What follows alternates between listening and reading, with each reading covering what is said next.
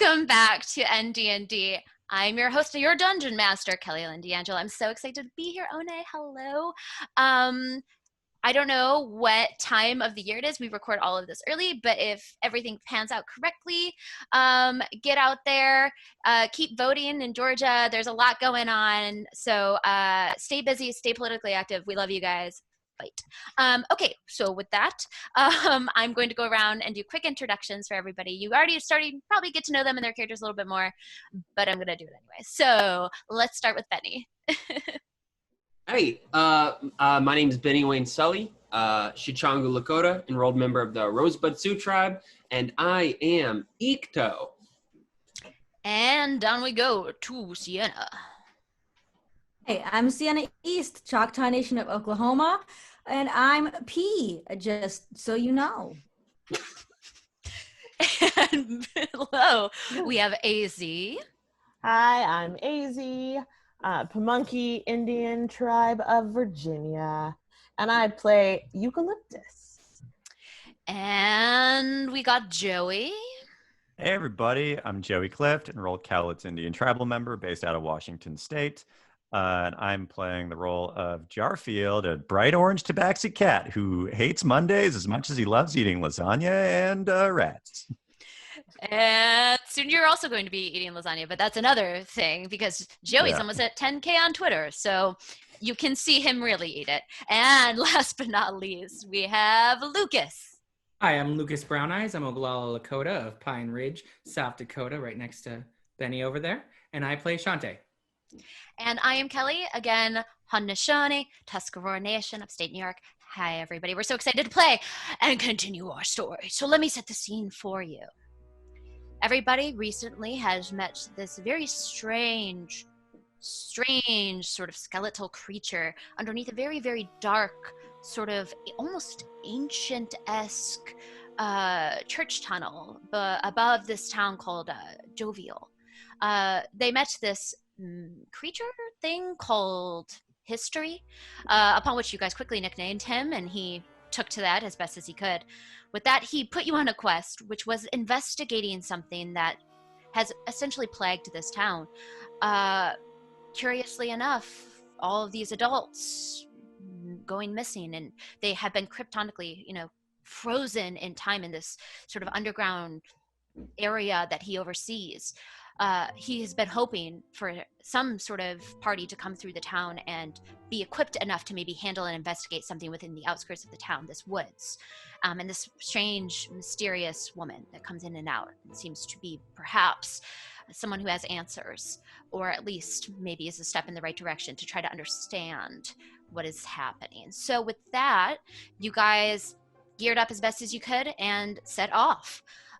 Made your way into the woods, but were quickly greeted by a very strange owl with a weird eye that's kind of following you the moment that you got to the entrance. From there, you went off the path and noticed some weird rustling in nearby leaves, kept quiet, and saw these creatures kind of popping in and out of existence, running, stirring around, scared. You had pinned one of them and was trying to talk to one of them, and they were not giving you any information. Upon which you quickly heard stirring, and there was a strange, pretty woman, curious, not particularly inviting, saying, "Why did you come to my woods?"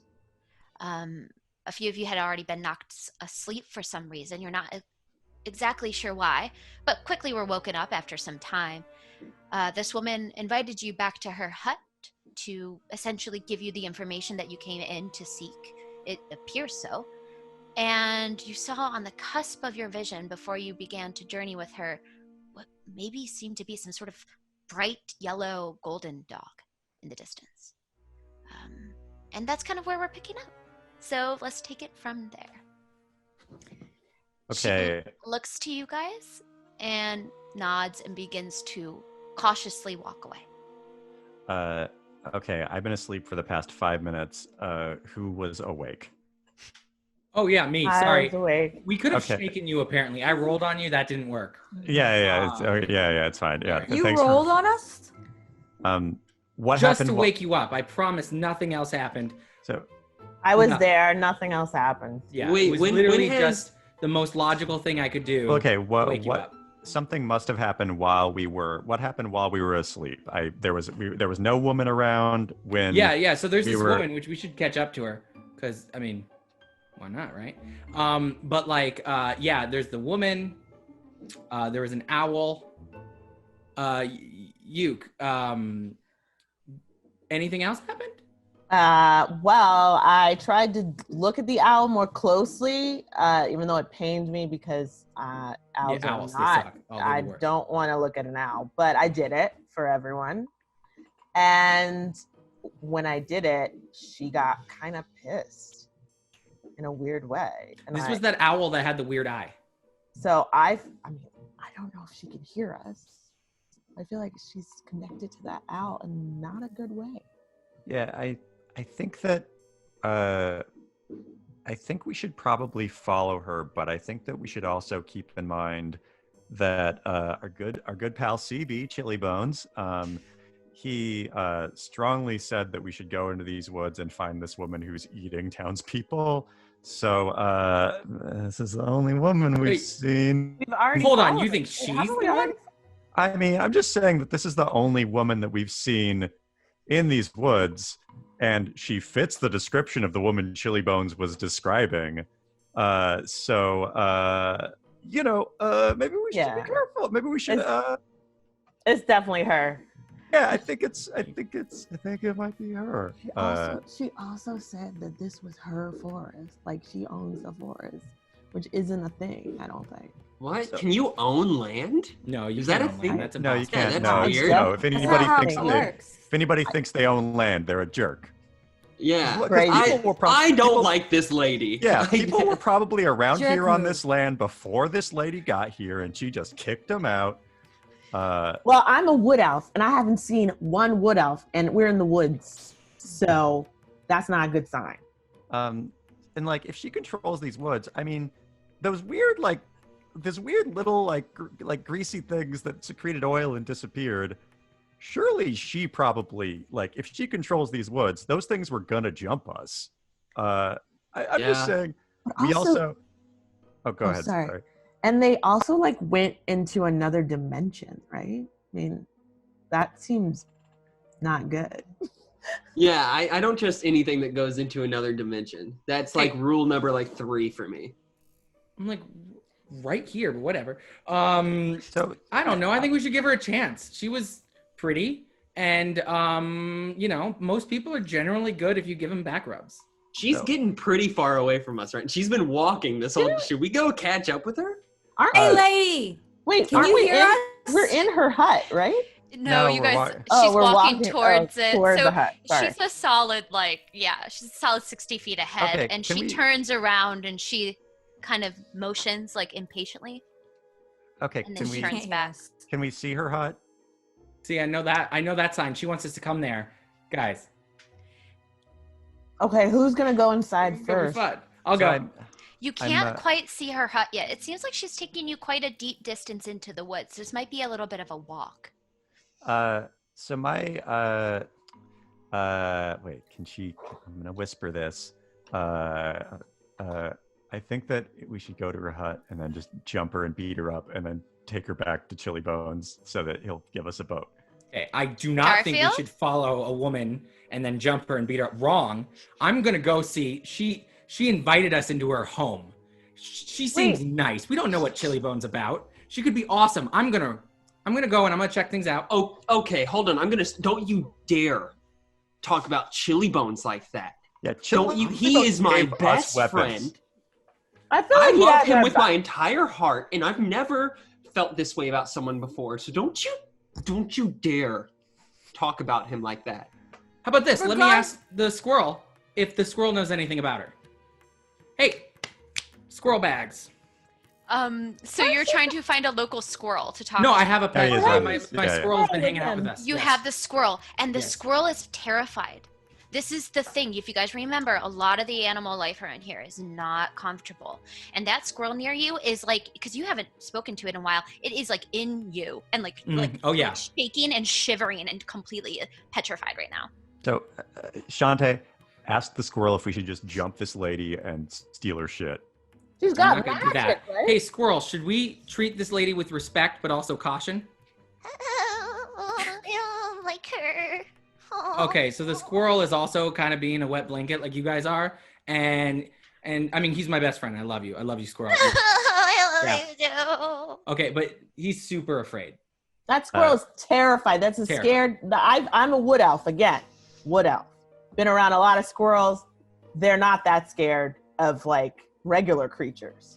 Not. As you guys are all saying this, in the back of your mind, Eucalyptus, you hear this voice that's very deep and low and like from somewhere else. It kind of reminds you of what history did, but this is a little deeper than that. And you just kind of hear like a go.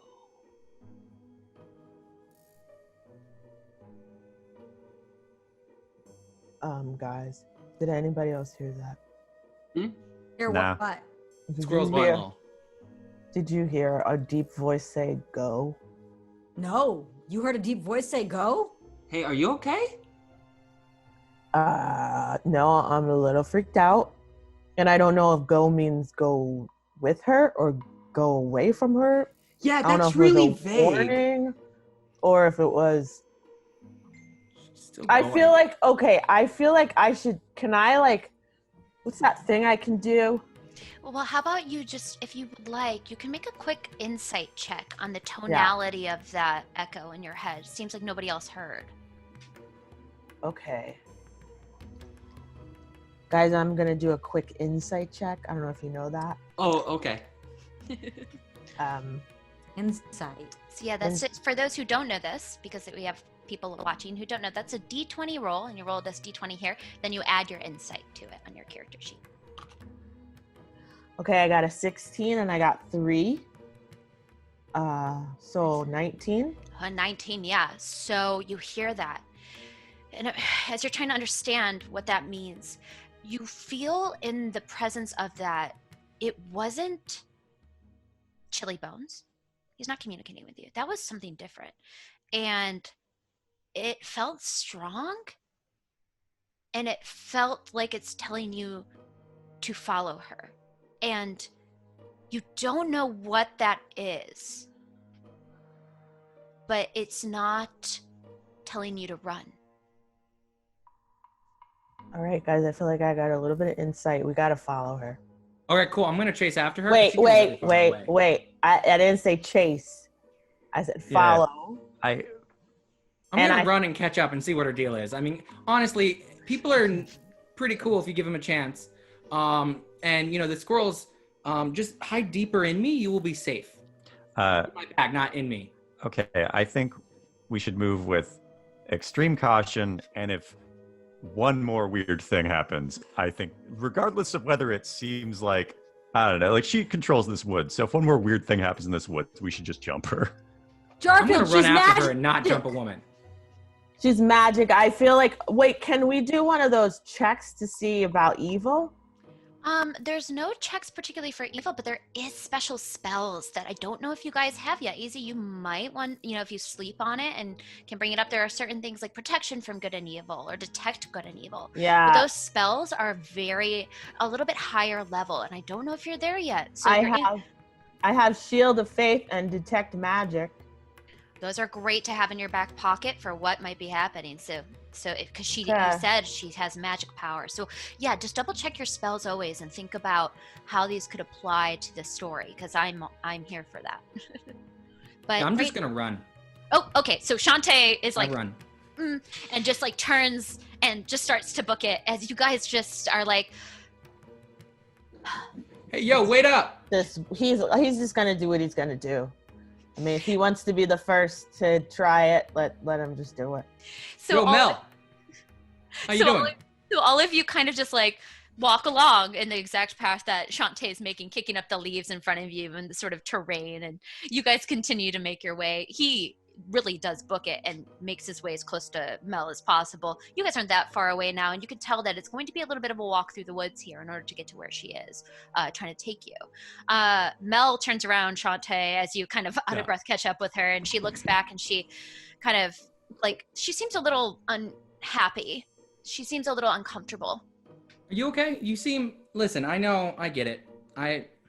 We all have our things. People always cast aspersions and assumptions. And I feel like, you know, we have something in common. We're probably both misunderstood. How are you doing? I want to check in to see if you're okay.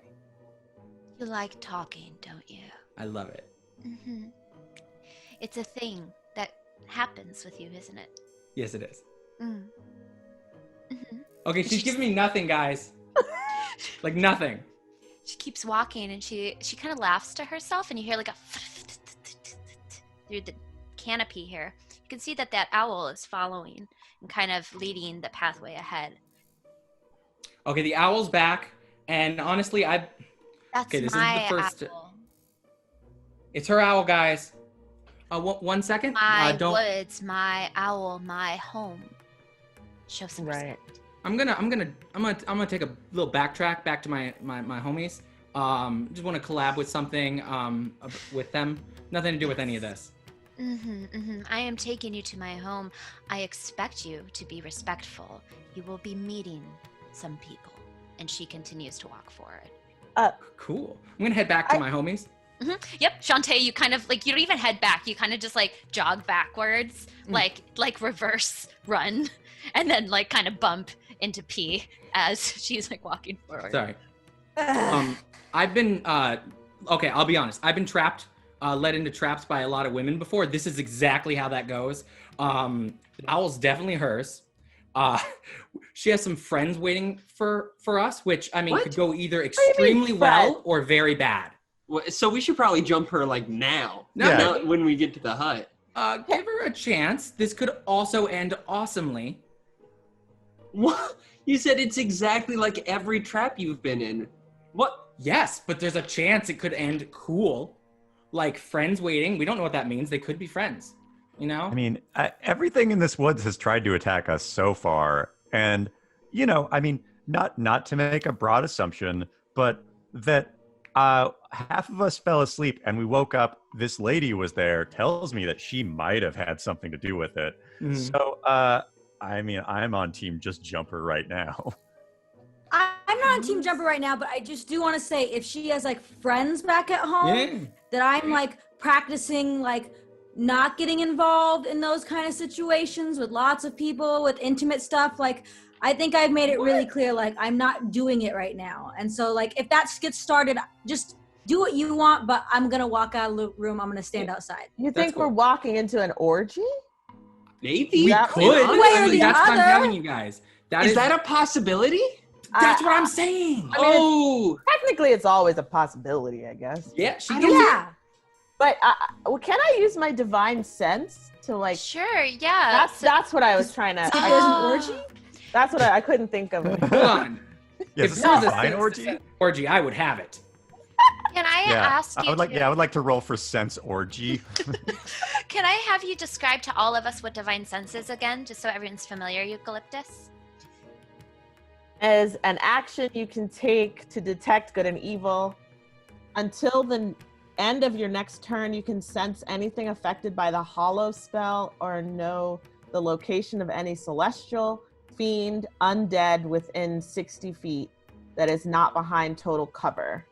Yes. So you're beginning to walk forward and you don't feel comfortable and you want to have some answers here. Something doesn't fit right. Everyone seems to be agreeing that, orgy or not. And as you open up this divine sense, you take a moment. She's not quite close enough to be able to be on that precipice, and you feel like she's keeping her distance for a reason right now. Like she doesn't really want you near her. She doesn't trust you, and it, you know, all things considered, in some ways, with all of you equipped, could make sense.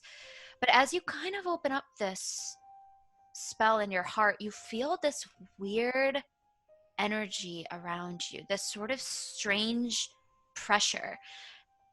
You can't particularly detect any like spirit or entity with a beating heart around you that might have good or evil in it, but there is like a suppressant. Almost like there's a quietness and uncomfortability once more. And as you kind of open it up, you swear, like on the very edge of that 60 feet you said, or 30 feet? 60. right on the edge of the 60. She's keeping a sharp 61 ahead of you. Like she's trying to stay away.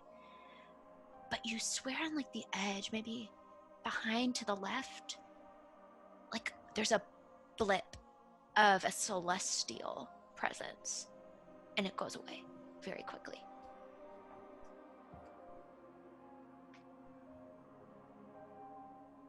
Okay. So I feel Any orgies? I didn't sense any orgies, divine or non. I think she's purposefully staying too far for me to really like read her. But I felt a celestial presence like nearby, and then it went away. Oh, I speak celestial. So do I, but it's not close enough for us to talk to it yet. But I did also feel like everything around her is muted. So either we have to be really, we have to go against that by being our like terrible talking selves to like throw her off, or we have to be a part of it so that she doesn't get her haunches up. Does that make sense? Against. You think we should just be loud and crazy? Well, wow, I'm looking saying, forward. If we're going to be jumping her, I think that it would be smart for like, I don't know, I think P, you can do sneak attacks, right? I mean... I don't think we sneak attack the orgies. I don't think we'd like do anything that like a witch lady. Like I don't want to. As you guys are all kind of huddling and keeping low and trying to keep your voice down, I want you all to roll a stealth check for me to try to keep your voices down so she doesn't hear you. Got a 14 plus 1. Okay. 13 plus 5, so 17. Oh no! I have a 4 minus 1. A 3 for Eucalyptus. Okay. Chante 16. and D. 16. Okay. 8. 17. 8. Okay. You guys think you're keeping your voice low enough that she can't quite hear you? We are, or we just. What do you think? We Yeah. think. You think? What is that? I'm gonna listen. If she's like a shapeshifter or in the ethereal realm, or if there's any kind of illusion going on, I can use my true sight, check her out, and then like, I mean, she's opening up to me for sure. She's like, I want you to meet my friends. So it's getting a little serious. I mean, it's probably a trap. Like 9 times out of 10, this is a trap. I've been there. But the one time, has that ever happened for you ended before? up being a trap. But still, I'm gonna go check it out because there's the 11th time is the charm. I just is that weird owl anywhere near us? Oh yeah, it's totally up there. It's her owl. By the way, she's very possessive of these woods. Like creepy. How close is I can't see that owl. How close is that owl to us? It is about 100 feet up in front of you. Oh, okay, cool. It's in front of her, I guess. Yeah. I'm gonna go run to her and just like check her out, make sure there's no like illusions on her. Is she gonna know that you did that? I mean, it's my true sight. I'm always checking people out. It's weird. It's my thing. I think it'll be fine. It might. Hey, offer her maybe. I mean, look, this is a very okay. I feel very. I'm saying this because you suggested it. Offer her a back rub. Okay. Yeah. Sure. Everyone loves back rubs. Okay, Yeah. but Chante, I think you should be quiet. Like I think she likes that. Okay. Like, I Quiet think back rub. Be like, I can be like quiet. really smooth and like pretend Got like she's subduing you. Yeah. I'll be smooth. I'll be smooth about it. Yeah, be cool.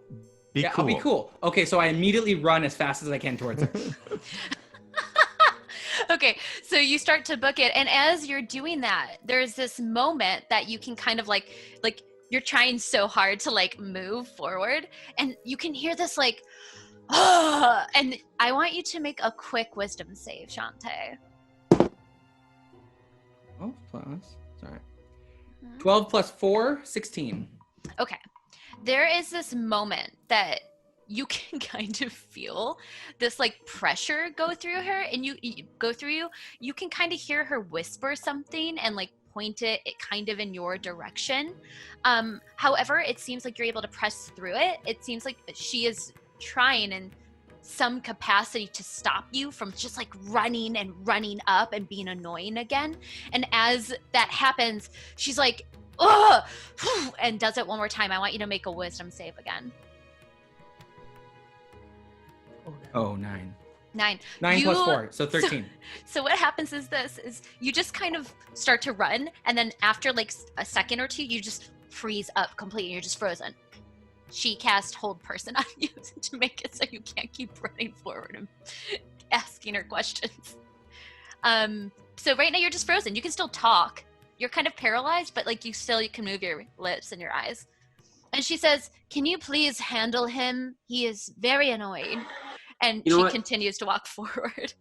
Hey, I think I'm gonna go. I'm pretty good at talking to people. You know, I'm a pretty charismatic guy, if I do say so myself. I think I might go.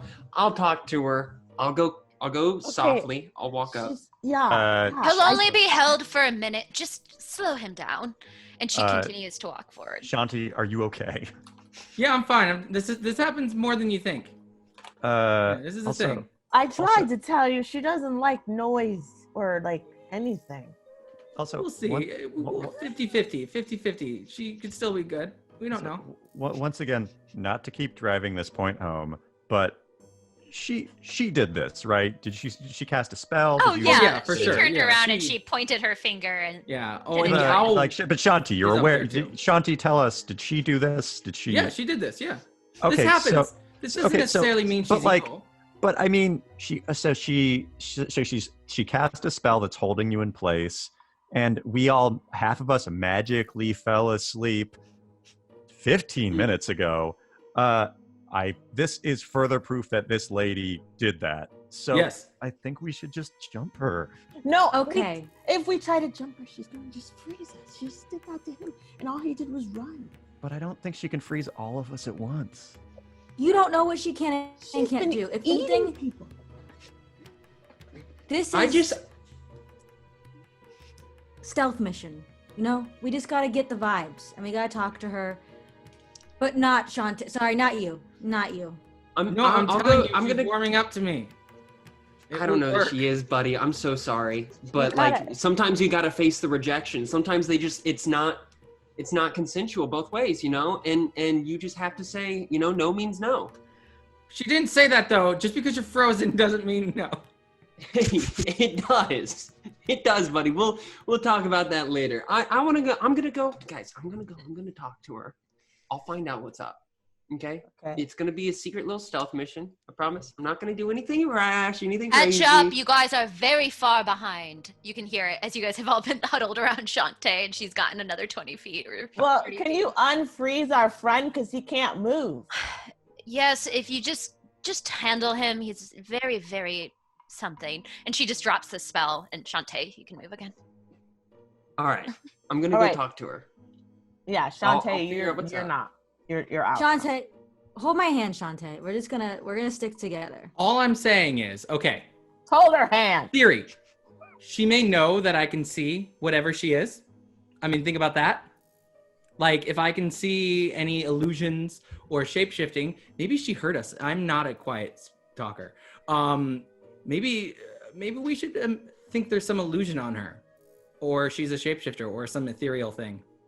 Yeah. You're grasping at straws here just for the chance that maybe she loves you. And I just want you to know, it's not looking good for you, bud. I know. I get it. I'm just saying we don't know if she's bad, so I don't want to attack her. Peace hand is literally just in front of you the whole time you're talking. Fine. I take Peace hand, but also I get some gummy bears from my bag. So you kind of eat them and that's walk what along. I'm eating. So I'm going to jog forward to go talk to her. I think that we should wait, Ikto, hold on a sec. Okay. So I think that just because, I think that it might not be a bad idea for us to go to her 2 at a time or all at once. Yeah. My worry is that look, if she's casting spells on Chante, how do we know she's not gonna do some weird charmy thing on you, and then you'll come back and be like, she's great, and then we'll get eaten. And it's but if 2 of us do it, it's a good point. Wait, could she have charmed me? Do you think that?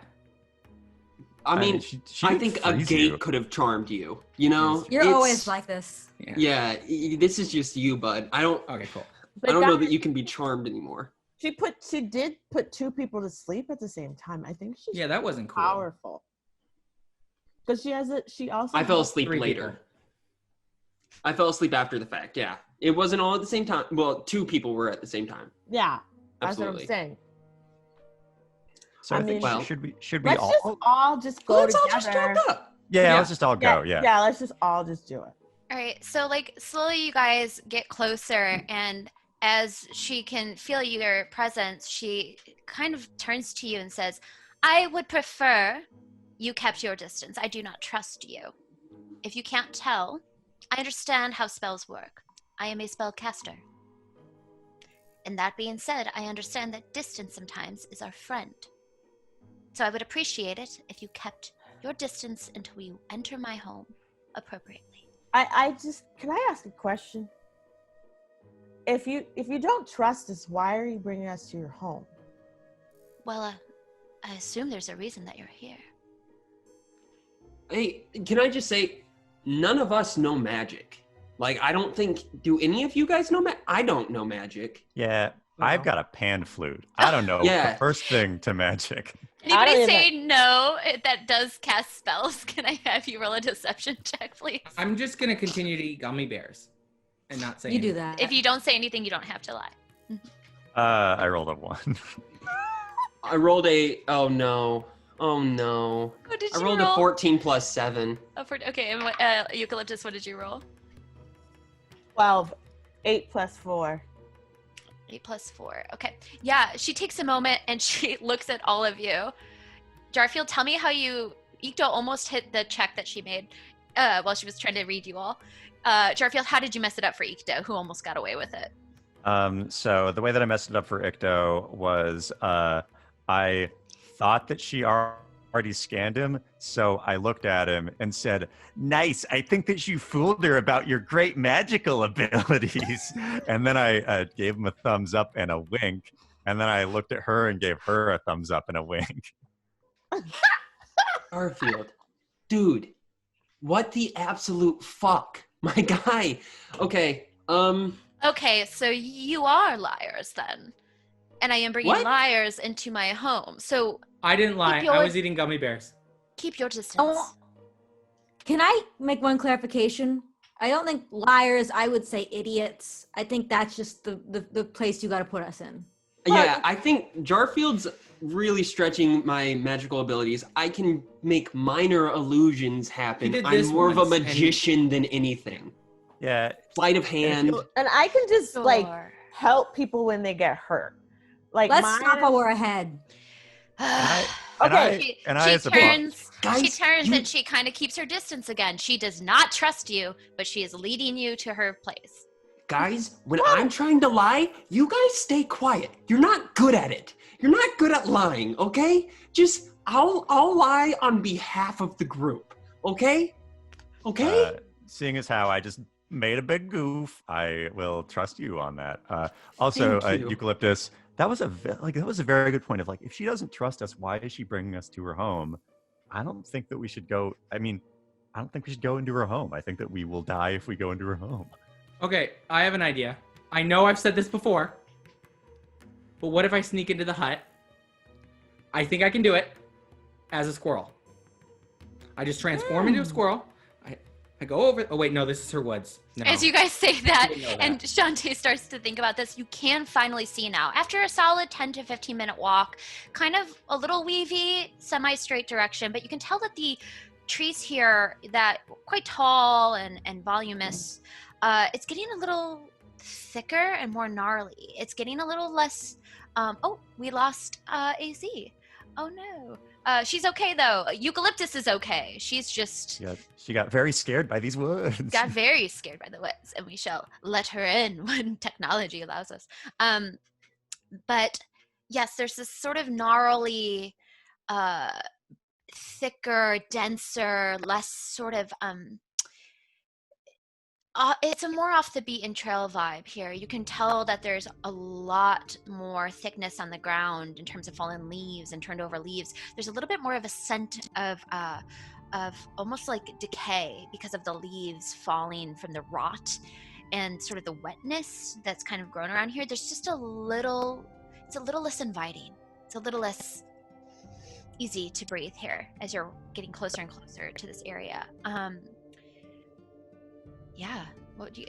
All right. Okay. So I'm just gonna say I'm fully on board with jumping her at this point. That was I mean, I do want to go and just try and talk to her, get some information out. Maybe prolong her from getting to the hut. I'm gonna try and stop her and just distract her, because I don't want her to have her friends in battle too. Okay, what about this? Again, she likes me, so not Dude. like that. Just in general, she like as a person, I can tell. But I go up there with you, distract her, and then maybe you pull off some sly little trick. Some little trick. So I have an I'm distracting. An alt idea. I'm a bard. Bards are the best at being distracting goofs. So I think that what I could do is I'll tell her that I'm sorry about lying about the magic, and as an offering, I'll do a silly tabaxi dance and a fun tabaxi song, and I'll see if I can entertain her. And then while I'm doing that and she's focused on me, all of you surround her and jump her. Maybe we have P do a sneak attack, and at the same time, I can do some sort of like an Eldritch Blast or something like that. But like, Listen, I could distract her while P does a sneak attack. She doesn't trust you. She doesn't like Chante. Ikto, she's asked us to stay away. I vote we get to the cabin, and before we get to the cabin, which we're getting close, we have to be, we tell her why we're here, and we come up with a good lie we can all agree on and practice on, so we don't say different things. I'm fairly confident. As you guys say this, Eucalyptus pops out from behind a tree, having like picked up some of these rotted leaves, and like it's kind of just looking at them confused, like she has returned back. She was just a little distracted in the back. Yeah. I am fairly confident that I can talk her into not going into the hut yet. I am very confident in my persuasion skills. Eucalyptus heard to go. We should go. I trust the creepy voice in her head. That's What? true. You trust creepy voice over me? Well, it's like I trust that lady with the. I trust her over you. I trust Mel over you. As you guys are, Chante, that makes no sense. as you guys are about to hit what appears to be some sort of clearing in this much more dense, thicker, muckier, humid, sort of like that fall rot feeling within this area here, you can, for a moment, swear you hear some sort of rustling that isn't just your feet, still far behind you. Can I have everybody roll a quick perception check, please?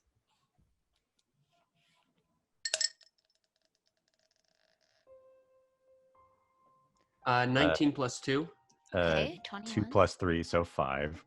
Jarfield's very preoccupied. 20. Nat 20? Fat Nat? Yes. Fat Nat! Yay!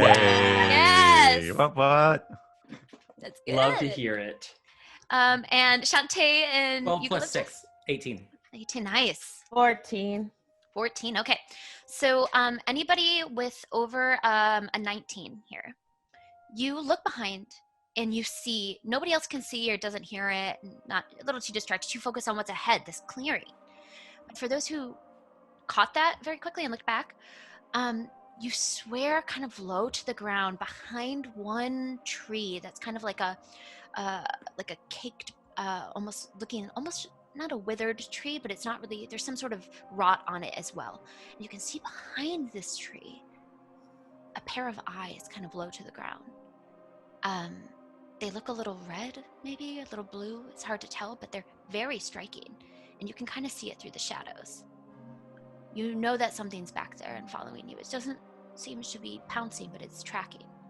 P, with a fat natural, you take a moment and you kind of, this is your skill set. Like, you are a rogue, you know how things hide. You understand how this works. This is what you're good at, the shadows. And your eyes kind of focus and you look and you can kind of make out the shape of a dog. That dog from earlier, it's following you.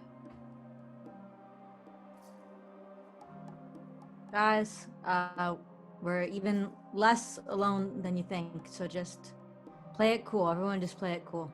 Wait, what's What's going up? on? I swirl What around is it? really quickly. Chante, she said play it cool. Sorry, I wasn't paying attention. As you will say, play it cool, you now come upon this clearing. This is a very deliberate sort of area. You can tell from the way that the trees have been kind of felled and the canopy around you.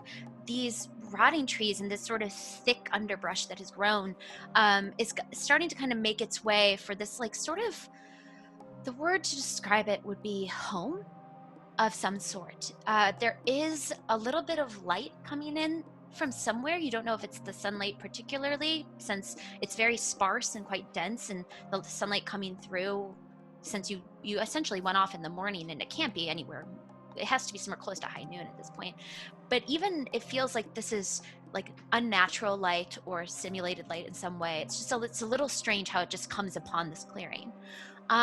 As you're looking closer, you can tell that all of those like rotted leaves have been kind of like pushed together to create some sort of like wall or some sort of protective shield around this sort of clearing that you're coming upon. It can't be larger than about, I would say, it's comfortable, about 80 feet in radius. So it's like a fairly nice sized clearing. It's fairly good shape. But the thing that kind of makes you curious right away is the sort of smell that's coming from it. It's not pleasant. It's it smells a little still like rot, but like a stronger scent of rot. It's very pungent, and there is like a smoke to it. There's a scent to it. Something is being burned or cooked. And as you begin to kind of walk on this path that's opening up into this clearing, you can see some hovels, some very ramshackly sheds put together, with the roofs made of these leaves that seem to be pressed together and kind of bound to create some sort of ceiling or cover.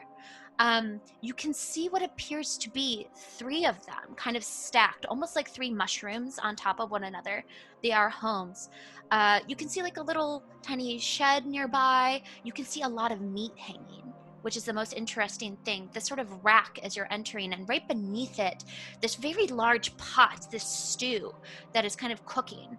As you walk into this clearing in this area, there are 2 other women who are currently in this strange sort of home area. She brings you in, and you can see her go up to the 2 women and kind of kiss each of them on the cheek very quickly, as you guys slowly walk into this clearing and don't see anything beyond that. We have to jump them. Chante was right, I think. Here's the thing. About what? I've been in The this orgy? situation. You think the 3 women are going to be awesome, and then you either get robbed, or judging by that meat, they're going to eat us. I've trust me, it's happened before. Cannibalism, it's not cool, is what it's not. But either way, robbed, eaten, or So just cannibalism embarrassed. is your line. That's my line. okay. It's not cool to Noted. eat meat. I don't appreciate it. Yeah. As you Oh. guys say that, you can kind of hear chuckling from the 3 women or nearby this stew, almost as if they're having a laugh about something, and you can see her pointing to you guys as you enter this clearing. You're no more than 30 feet away from them as you're walking in. Well, now can you use your true sight? Chante. Yeah, I'm gonna check it out, but I'm telling you, when there's 3 women laughing at you behind your back, it never ends well. Chante, just do it. All right, I'm gonna go check them out. As you're about to do that, she stops you. You're only 30 feet away, and she goes, "I would really prefer if you didn't. Oh, that totally means I was gonna see something. I am happy to have you here as honored guests. We are 3 sisters, and we are very excited to have you here." Okay, now I'm back on. Let's hear them out. I have a curiosity. My other 2 sisters, would you forgive us if they go inside their homes very quickly? No, I'd rather they stay out. So, saying this quietly to everybody, I am going to make a distraction. While I am doing that, you have the choice to either jump them or not jump them. Do What? with it No, what you don't will. just She's hit us with alone, that. we can jump her because honestly, He can hear us. We can hear you. I'm Like- holding like- Chante like- tighter. Particularly quiet. So it's been easy enough to know you're intense. So why don't we have a talk to talk? Now, I was going to be kind and send my sisters away so it could just be us. But if you're so sure that you want all of us here, then I guess it's going to have to be the case, isn't it? Okay, so everybody around the fire. And she takes a moment and she waits for you all to join her. And her two sisters stand on either side and she's waiting for you to join her on the fire. I'm not gonna. We're being honest right now, right? Oh, yes, be as honest as you wish, because at this point, I don't think that any of us can keep up this ruse any longer, can we? Ask if This there's is gonna be a an sex thing, right? Is this a sex thing? Like, I just have to know for my personal, like, emotional well-being. Yeah, and I have He's to know not that for- into sex. I don't think. Yeah. I am. It's just right now I'm not. Nothing. I've got none of it. I'm not interested. Right now, He's I'm a taking break. virgin. She's out, I'm I'm not a virgin. I'm a woman. He's a virgin, and she wants it to be special the first time. She is Yeah, not a it's- virgin. You- For somebody who talks at length about side-by-side Z's as she does, I do not think she's It a counts. virgin. They're just listening to you guys talk about this, and there's like an uncomfortable cough as one of the women goes, "Sister, do you think should we?" And she's like, "No, This totally sounds like a sex thing now. this is just And there's this sort of like discussion happening between the three of them. Like she's like, "Oh my gosh, Sharon, stop. Okay, come." Wait, Please. Sharon, which one Sharon. of you, Sharon? Okay, Sharon. Okay, we got Mel. Okay, what's your name? What's the third lady's name? Joe. Joe. Oh, Joe? that's a good name. Like J-O or J-O-E? So, how long have you three nice ladies lived in this forest? I really don't think that this is a time for pleasantries. Listen, somebody sent you here, right? What? Somebody No? sent you Sharon. here. No? Who sent you here? Nope. Who Nobody sent you here? sent us here. We were just walking in the woods. What are you talking about? I really don't believe any of you. Okay, I will be honest. Eucalyptus heard a weird voice, but that was like way after. We're going on a camping trip. That's why we have all this gear. I swear. Okay, we were in a crypt. Thank you. Somebody finally is going to We- be honest with us. We were in a crypt, Mhm. and there's a town that's under a strange spell. And we were told that you're the one who did it. What? So, Blaming us? Us three? Yo, Sharon, did you Well- do it? Sharon seems cool. I think I can get Yeah, some. Sharon. This seems like a Sharon move. Yeah, Sharon. I don't know what's going on. I'm betting on Joe. Yeah. I'd like to do a real good little. I want to look at these three and see what's out because Sharon and Sure. Joe seem a little off. Roll a group insight check. It seems like everybody is trying to gauge one another right now. It's definitely a standoff. I got a 19 plus 4. Oh, nice. Okay. I got a 19 plus. Insight. 19 plus 2, so 21. 18 Wow. plus 11. 3, so 21. Oh my gosh! Wow. Okay, so Pete's a little in her own mind. 9 plus 5, 14. I'm Um, uncomfortable. Oh, sorry, 9 plus 4, 13. So I'll tell you guys what they countered and what's going on. So it's very hard to read Mel. Mel is clearly the leader and knows what's going on here and is not having any bullshit. Joe seems unenthused and unresponsive and kind of just wordless. She seems to only want to, say one thing here or there and not really want to chime in, but she's definitely looking you all up and down. However, Sharon rolled a 1 on insight. Oh, so, no. so like a 1 in general on deception. So with your high, for those who rolled high enough, which would be a 14 and above in this case, you can read Sharon like the day. And this girl She looks young, and she looks painfully flawless. These three sisters all look quite good.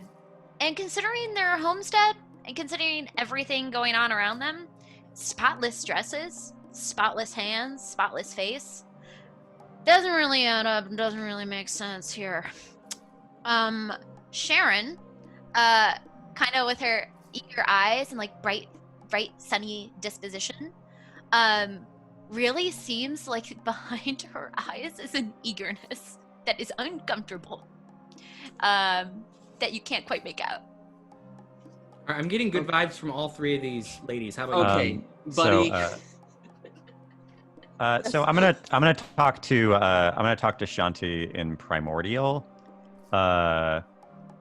Yo, dude, something is up. Oh yeah, what's going on?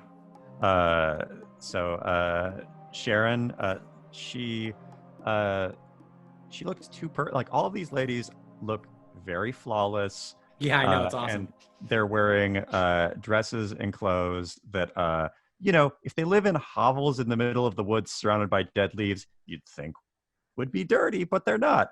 Also, Sharon, there's like an eagerness to her that just it feels like it's an I want to eat these people eagerness and not an I want to have sex with these people eagerness. Oh, and okay. And trust me, I speaking as a cat, I know the difference. Okay, I'll be honest. I'm really torn because I hate when people try to eat me. Like, I hate it. But also, like, there's three ladies here. And we don't know. We don't know if they're bad or good. I think we do know if they're bad. And I think that this, what I'm describing to you, once again, in Primordial, tells me that they are bad. As this conversation is going on between Chante and Jarfield, you can also see the three sisters taking an opportunity to whisper towards one another. Mel kind of curiously looks at, P, Ikto, and Eucalyptus at this moment, curious about what's going on, and you can see Mel, what are they doing? Why are they talking like that? They shouldn't be doing that in our home. They shouldn't be talking? Conspiring, it seems more like it. I feel like you guys have a whole little plan going on here, so I think you should offer us a little bit of respect. Let us, talk as a group. You're eavesdropping. That's somebody rude. sent you here, you told us. Do you know who sent you here? Can you give us a name? Can you give us a person? Okay, anything. We need the details. Did she give us a name when she had us? She. Yeah, I don't. Roll a deception check, Ikto. Roll a deception check. I got a 7 plus 10, 17. Oh, yeah, 10 plus 7. Okay. She seems to be listening to you. Yeah. Who's she? Who is she? I don't know. It was just this random halfling woman who said that there was someone who was, but I wasn't really listening. She was stealing babies and eating them or something like that. Wait, Mel. The person who sent you here was eating babies? Wait, no, Mel. No. She said something about like some people in the woods. I was not listening. I do not care that much. But well, what's the quest giver? What did she offer you in return? Because let me say, I think we can offer you something much better. Not only your lives. Did she offer you guys anything? 500 gold coins. Wow. Also, a boat. A boat. That's right. I remember that. Wait, and Mel. 500 gold coins. Wait, stop, Mel. Right? Yes. You just said that you can offer us our lives. Yes. Isn't that a nice trade? You give us information and we offer you your lives. I'd like some information. That is a very aggressive thing. Once again, in Primordial, so Chante. That is a very aggressive thing for.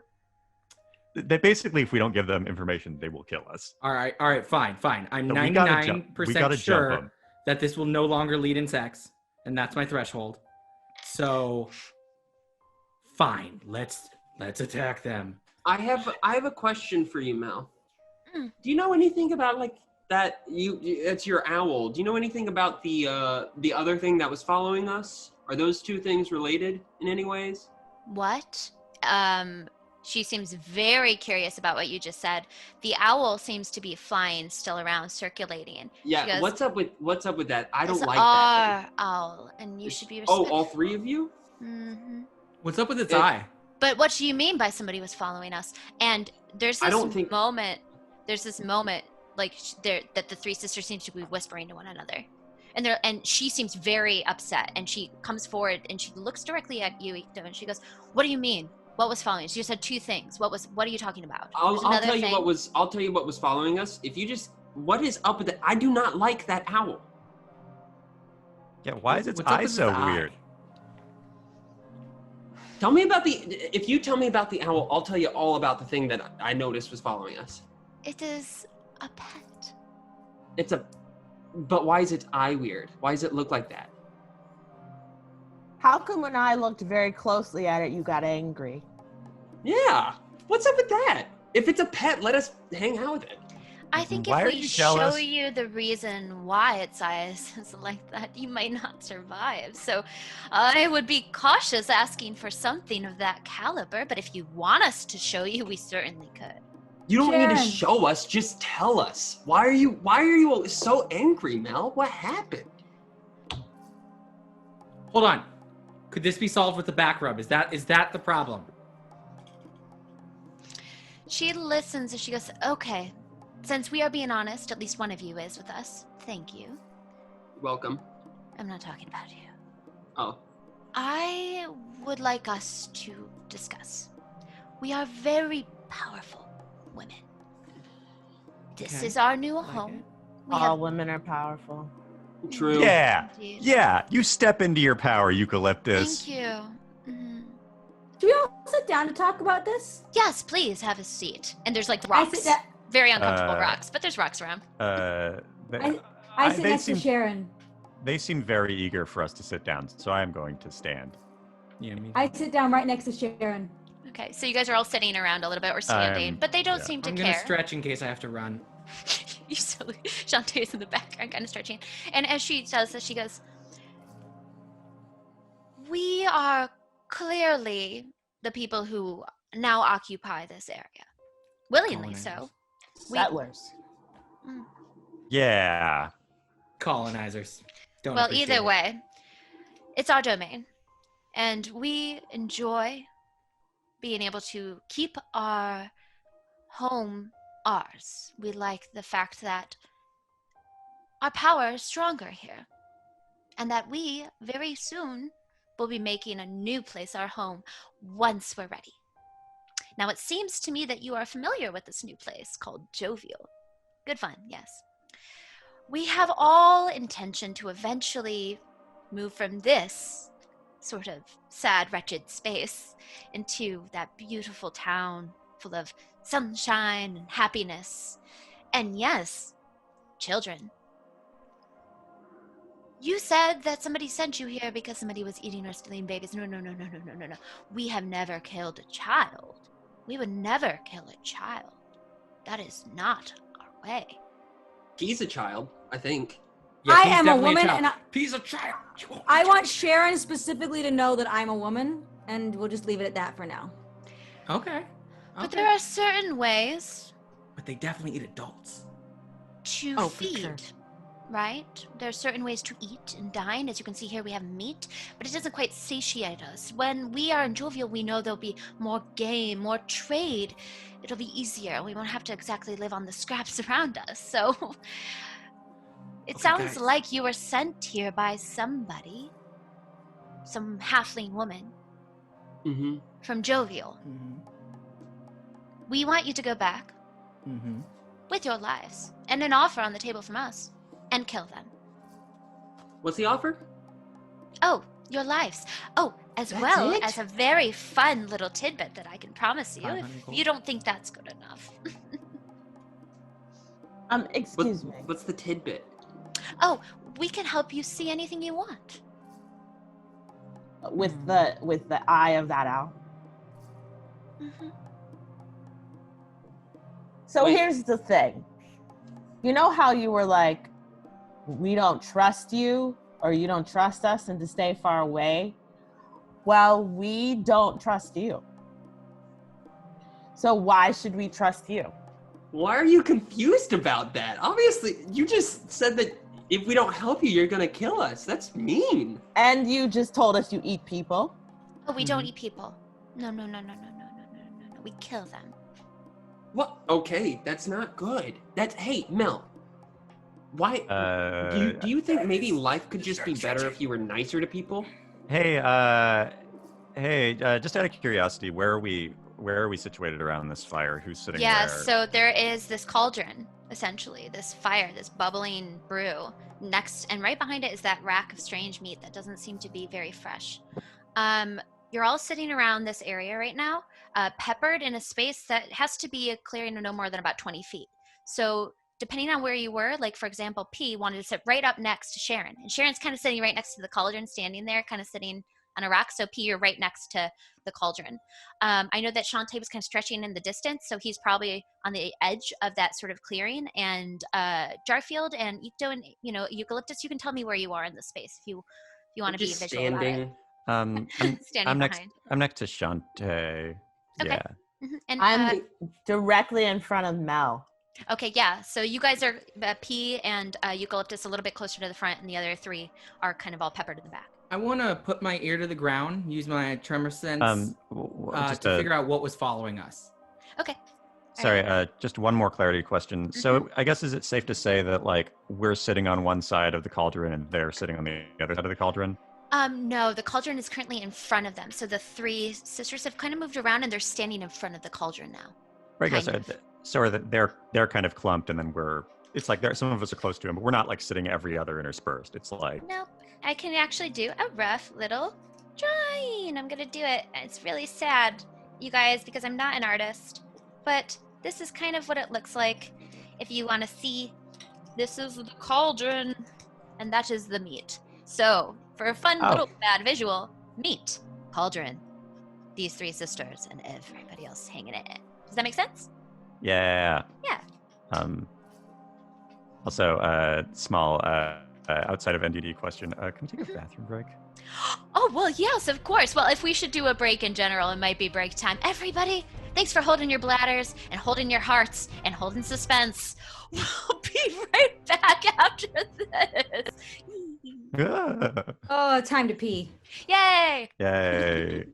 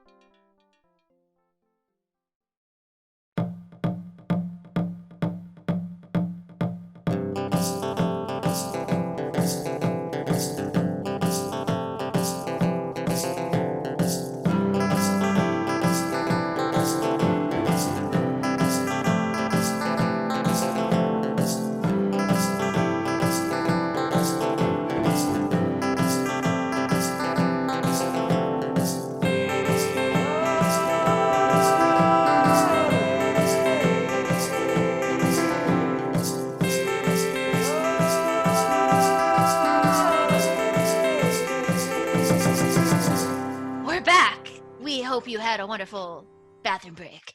But the story continues. I did. So we'll pick it up where we are, where there is this sort of weird standoff happening between these sisters and all you guys. So the last request, I believe it was, Chante using tremor sense. So Chante, you kind of take a moment and very subtly kind of try to use this ability that you have. Can I have you roll sleight of hand just to see if you can kind of be quiet while you're doing it? That natural. That natural? That natural. I hear like a sound in the distance. Yeah, so. that's the fat natural sound. Yeah. So yes, with that moment, you kind of quietly use this ability, and you do pick up on like the far perimeter at the entrance point where you guys just had walked in. There is some sort of stealthy creature following you very quietly. I'm gonna slowly inch my way towards this stealthy creature. You are a little far, and it would be a little clear if you are moving in that direction, unfortunately. So then I'm just gonna run towards it. I don't trust these ladies. I've been here. Ends so badly. Okay, with a fat natural, I'll at least allow you to run there, and you have what appears to be a brief moment outside of this where you run, and then like Mel and the three sisters all kind of stop. You can see her put out her finger as you're about to run. I need you to make a wisdom save.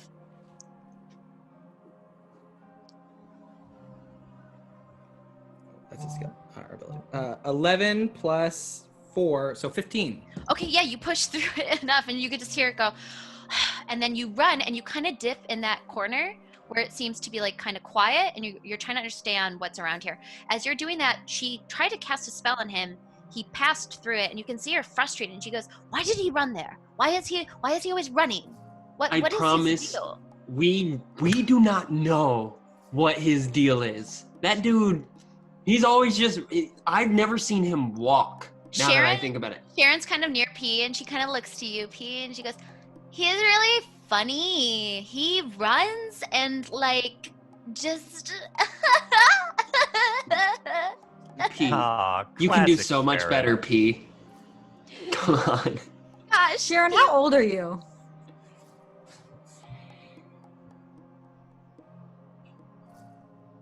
All right. Well, Well, that answers that question. Yep. She looks completely confused, and then she looks to her sister. She goes, "How old should I say?" And like they look to her, and they're like, "Sharon, shut up." Oh, look, classic Sharon. That's all I'm saying. Okay, so in Primordial, yo, Chante, what do you see out there? I'm checking it out. Hey. Yeah, you're kind of investigating. I'll have you roll an investigation check in just a moment. Eucalyptus and Ikto, what are you guys doing? Jarfield's kind of shouting out back. Peace kind of keeping Sharon entertained. I want to try and get like a good look at that owl. Okay, and Eucalyptus? I'm trying to figure out what this meat is. Okay, P, also, what are you exactly trying to do with Sharon? I'm just being close, and I'm less interested now that she's getting a little scarier. And also, I'm keeping it together. Like I was like, this is a waste of time. I shouldn't be doing this. And so my hand is in my pocket. Okay, great. So you're kind of keeping on edge here. Are you kind of trying to get warm to her a little bit, or you kind of try to keep your distance? I'm getting warm. I'm getting close. Yeah, you're I trying think to get a little close. like touching knees. Okay, great. Yeah. Then I'm just going to have you roll a quick persuasion check. Ikto, I'm also going to have you roll a perception check. And then Azie, I want you to roll an investigation check. So I'll have the three of you guys do that. Also, Chante, can I have you roll an investigation check? Jarfield, I want you just to roll a general deception check to try to keep this ruse going that you're doing right now while you're shouting out at Chante and Primordial. I got a 15 plus 2 on perception check. Okay. 19 on persuasion. 19, nice. Okay. I only got a 5 on investigation. Okay, so the meat. Okay. I rolled a 7 plus 5, so 12. Yeah, 12. Okay. For Jarfield, and then Chante, what did you roll? 15 plus 3. Nice. 18. Okay, so yeah, so as I'm rolling down on this, Azie, excuse me, Eucalyptus, you are trying to understand this meat. It's very grotesque looking. It's not very pleasant. It looks old. You don't know what this is, but you don't want to know. It seems to kind of not be utilized as food, which is the weirdest thing about it. Azie, that is what you're kind of doing. Jarfield. As you're shouting back, it's a little hard to hear Chante. There's too much stirring going on. People are talking. You're kind of getting broken up with the dialogue that's happening around you. So there's like certain words that you can hear, but you can't really have a coherent and clear conversation right now with Chante because the sisters are also kind of talking and chattering, recognizing that you're trying to have some sort of discourse with a friend of yours in the distance. The 18 was rolled by 19. 19 by P, Persuasion. 17 and 18. So Ikto, you are looking out and trying to understand this owl. Now this owl that's kind of flying and perching, and then occasionally flying and perching, it is watching you all with incredible intent. And it's hard to understand what this owl is. If it is a pet, it does not feel like a pet. It feels a bit too smart or too knowing. There is an uncomfortability. Maybe it's some sort of familiar. Maybe it goes beyond this, and you're just kind of piecing that together. Chante, you're kind of taking a moment and you're looking around and you see on the ground a paw print. Some sort of dog, and it's a large dog paw print. And you're looking and you're kind of following it curiously, looking around the corners, trying to see where the eyes are. But there is a dog currently of some sort tracing. P, with a 19, you're getting kind of close to Sharon as all of this is going on all around everybody and these sisters are talking and this negotiation's happening. Sharon kind of turns to you as Mel is trying to have discourse with everybody else or asking you guys what you're up to and trying to understand. Joe is just kind of sitting there like without much emotion. And Sharon turns to you and kind of lowers her voice and she goes, "Oh my gosh, my sisters are so like, you know, they don't like to have fun." Yeah, like fun's good. Fun's great. So really, like, it's if we don't help you, you guys are gonna kill us for real, right? Yeah, so my sister Mal, she's kind of like the leader. She likes to kill people. And the reason, there's a lot of reasons, but I mean, we can't really like eat like normal people, so we have to eat special things. So we're really hungry right now. I mean, we can't eat any of you guys or nothing either, so, you know. Why can't you eat us? I think we look real tasty. I mean, you're kind of close to what we could eat, but like you're actually like you have like I can tell, unfortunately, like you're an adult. So your joy just isn't strong enough to eat. I am an adult. That's true. And I take out my dagger and I try to wrap myself around her, put it around her neck. Oh, shit. Okay. Oh, shit. All right, it's going down. So, as this is happening, kind of everyone's doing their own thing. Right away, P, you whip out this knife and you place it against her neck. Do you go for it? Is it a nope, I just hold. You're holding. Okay, so you do this. Everybody kind of takes a moment and all turns as you hear like a scream from Mel as you have this like dagger pressed up against Sharon's neck, and she's like, "Ow, ow!" And like everyone like is on edge. Everyone stands up, jumps back 5 feet. Mel very quickly, her eyes open. She goes, "What are you doing? What are you doing? Stop!" She's very pretty. I don't want to do it, but I also bring the owl. What should we're in charge now. This is as far ahead as I got with this whole plan, but that's it. I love this. Who has a smart thing to do? While they're distracted by P, I use True Sense to see through all their illusions and everything. Okay, so you take a moment, you're like, screw this, and you open up your true sense, which we might have to dock a bit, just so you know, true sight is technically a very high level spell, so we may have to choose how many times a day. Oh, this is a sense, but yeah. Yes, it just is in the build of the Tritons. They're so strong, so we might have to dial it back ever so slightly. Little thing, I noticed some people in chat talking about that. It is a thing, it is built within the character, but I'm seeing you and I understand as a DM, he is very powerful. So, so you take a moment, you open up your true sight, and finally, you can see who these women are. Beneath this beautiful vision is this horrific, haggard, old, boily, sickly hags. 3 hags currently guising themselves as 3 beautiful sisters. Wait, while this is going on, how far away is that owl? It's about 35, 40 feet up. Perched. I'm pulling out my short bow and taking a shot at that owl. All right, it's going to go on right away as you're starting to do it. Right as you guys are all about to go, there's 6 seconds of talking.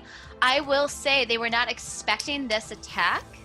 They were not expecting this attack, right? Because they essentially threatened you. Yeah. Because of that, and because I understand, and I know that you guys were all learning, this would all technically give you guys a round. It would be technically a sneak attack. So instead of having, I'll say in all this dialogue, it's still confusing and you still have sneak attack pressed. So you're all gonna get a round on them to do whatever the heck you want, and we'll go from there. Okay, everybody, so let's roll for initiative. Let's see what happens. I am scared and excited for you guys. Ooh, I got a 1+1. So a 2 for Ikto. Is there anything bad that happens when you get boned with a... No, actually, initiatives are the only thing that kind of cancel 20s and 1s. So you're boned, but not too boned, and it's a good place to get boned. I'm glad to get boned here. I got a 6 + 4, so a 10. A 10 for Jarfield, thank you. I had a 10 - 1, so 9. 9 for Eucalyptus, okay. 7. A 7 for P, and then we need good old Chante. 17.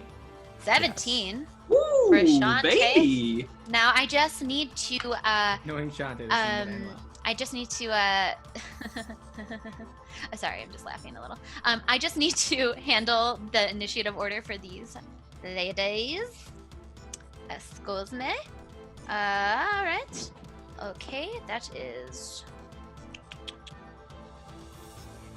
okay. Right there, and then the third.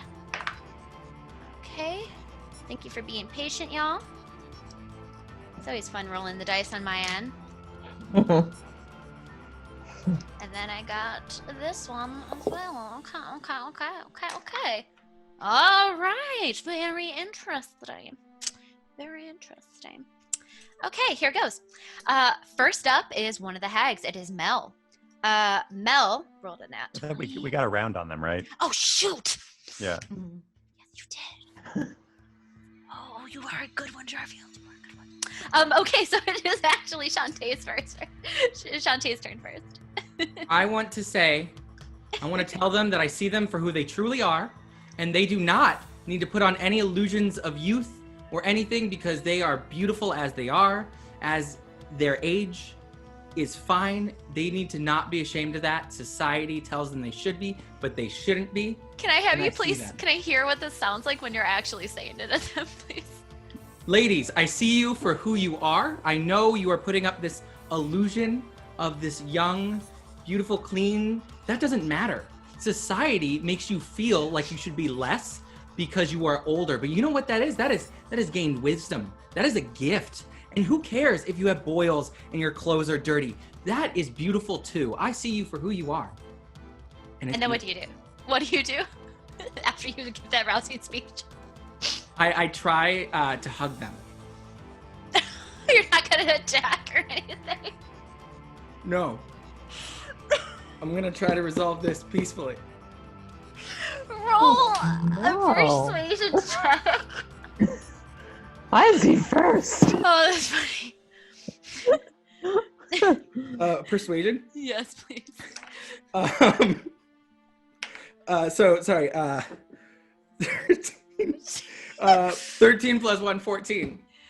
A 14 persuasion. Okay. Hold up here. How did I roll this low for all three of them?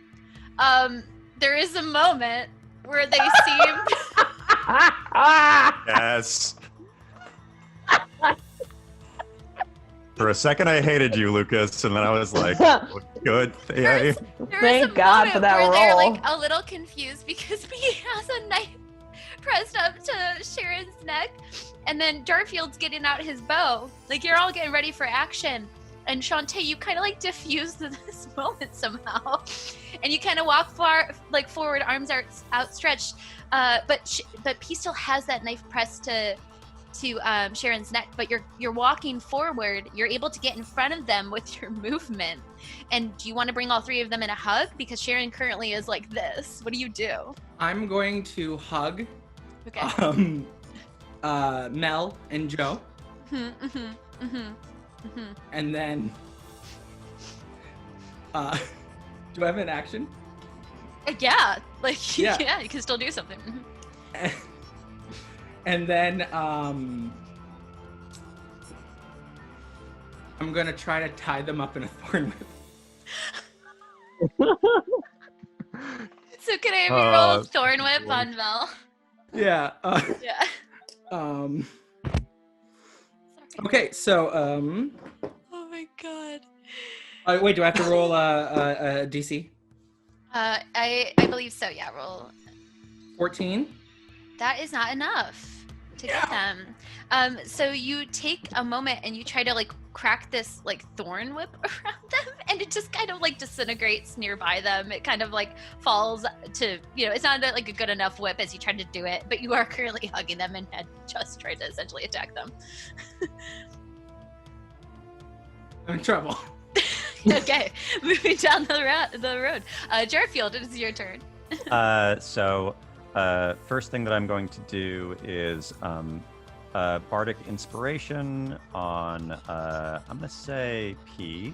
Okay, so you say, what do you say to P to make her? I'm going to say, yo, slit that throat. And I believe you get a 1d6, right? Yeah, I think so. Yeah. P gets a bonus 1d6 for any action or something. So hold on to that in case you don't hit things. You can always roll that to get to the amounts you need. Okay. And now I'm just gonna take that short bow shot straight at that owl. Okay, roll to hit. Right for that eye if I can. Yeah, roll to hit.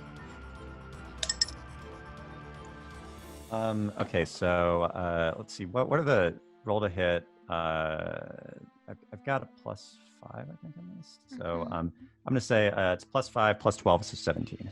Oh yeah, that'll hit. Roll for damage. All right, so that's 1d6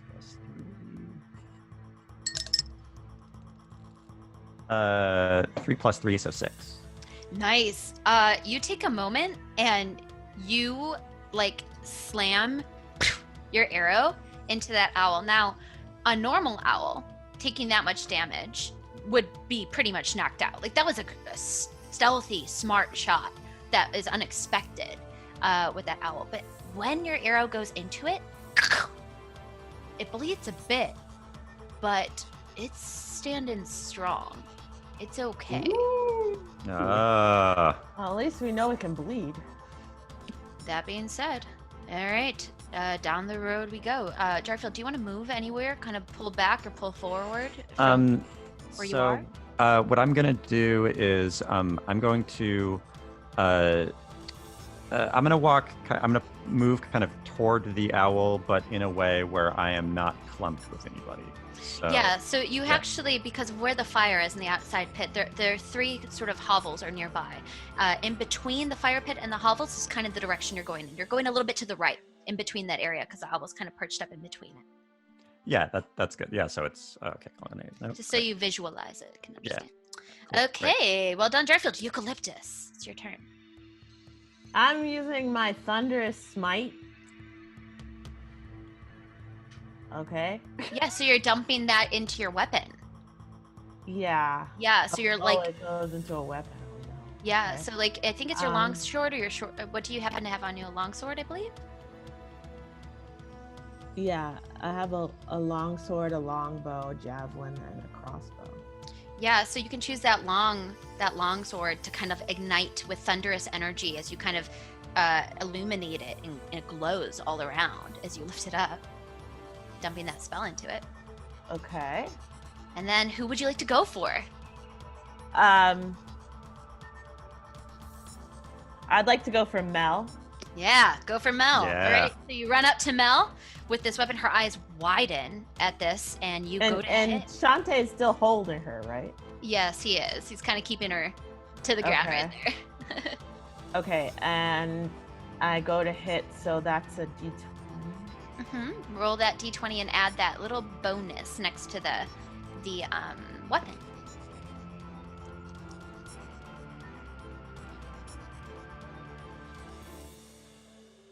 10 plus 4, 14. 14 to hit.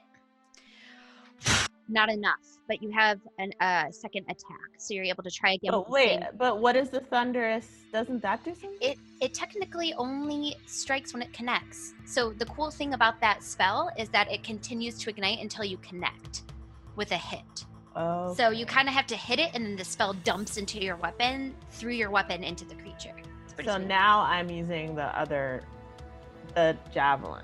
Yes, which is not ignited with Thunderous Smite, unfortunately. So you have to wait till the next turn. Oh. All right. Yeah. Okay, 18 plus 4. Oh, 22 to hit? Yeah, that'll hit Mel. Roll for damage. Oh, a d6, right? Mm-hmm. D6 plus whatever it says next Plus to it as well. 6 plus 2. 8. Nice.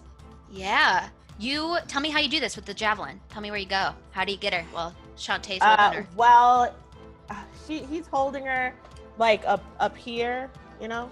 Yeah. So I go for her like gut. Ouch. Stab right into it and stab right out, and she is bleeding kind of a gross ichor. It's not even like red blood. It's like What the hell is like this a thing? black, purple, blue blood. It's quite gross. I'm gonna say this is for the children. Wow, Eucalyptus is for the children. This is for the children. As it goes into her stomach. Moving down the road, we got P.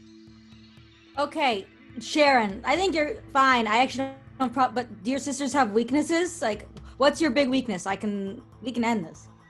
Roll an intimidation check with advantage.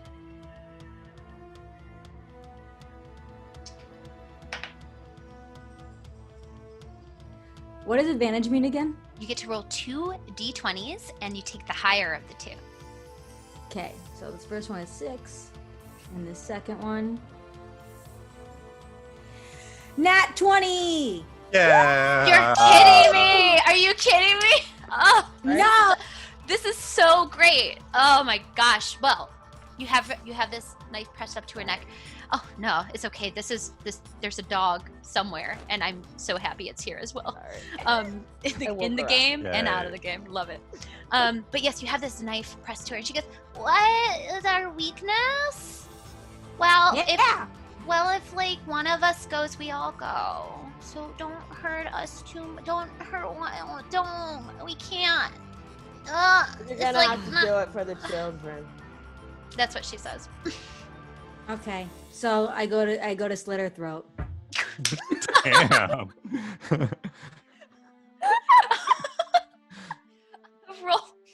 Roll to hit, and you technically have sneak attack because another person's within 5 feet. So don't forget, if you hit correctly, you can use sneak attack. So I rolled a 9 on the 20. Oh, rolled damage. No, roll to hit. Oh no. So like to connect. Okay, So so a 9 plus. Did you add your bonus as well? 9 plus 4. Sorry. 13. Not quite enough to hit. She can roll the but D6. you can roll your d6. Do you want to roll that d6 and try to connect? I do. Roll that d6 and tell me what you get. 3. So that's a total of 16. What did you roll initially again? 9 plus 4? 13. She got 13. So that plus the 13 D6 plus is 3. 16. so close. It's so close. You get you try to get your knife going, but you can't quite pull it against she's very thick skin. I'm surprised at you, P. Thick skin. Yeah, very thick skin. Ew. It's like a turkey neck. Yeah. Gross. You guys, none of you can see the turkey neck, Chante, but using his true sight can see these very interesting creatures. Looks good. These sort of stains on the forest life, trying to keep their bodies, in this sort of grotesque shape that they are. Anyhow, that is your turn, P, if I'm not incorrect, because you cannot use anything else on that action. Mhm. Then moving down the road, it is now Ikto's turn to finish off the surprise attack. I'm going to say, hey, Mel, watch this, and then use Eldritch Blast on her owl. Oh. On the owl. Yeah. Okay. Roll to hit, please. I got a 16 plus 7, so a 23. 23. 23 to hit? Yeah, that hits. Roll for damage. Oh, I can't see it. I got a 8 plus 5, so a 13. Oh my goodness. Okay. So your Eldritch Blast connects, and you can see this, this owl already was getting ready to do something. You could tell right away. It was feathering out, and its eyes were kind of glowing and getting brighter. As this was happening, there's this moment that your Eldritch Blast connects, and it kind of shocks it, and it's starting to kind of shake it. This owl has so much, it's withstanding so much. Doesn't really make sense. You can tell that another really good hit, maybe this thing it does not look good, whatever it is. So anyhow, that is your turn. You have your bonus action, Ikto, or is that it? I believe that I don't have. Yeah, I can't do a bonus action. We are now to the top of the formal turn after you all did your sneak attacks. So with that being said, you all cut, stabby, shooty, and it's just chaos in this little area right now. Right away, you can see Mel watching and looking at you all. She seems beyond infuriated and kind of does this ah! And you can just see her drop her vision, her spell, and you see this horrific creature, this green skin, long crooked nose, boils over her eyes, yellow eyes with red irises, just this hair that is completely full and caked of mud and leaves. It is essentially everything that would be joyless. This seems defunct of joy. This is just an extension of pain in a physical form. And so as she's kind of looking and just infuriated, she does kind of a low laugh, and you can kind of hear in the back of her throat, you don't even know what you did. I need everybody to make a quick, let's see, it needs to be a wisdom saving throw.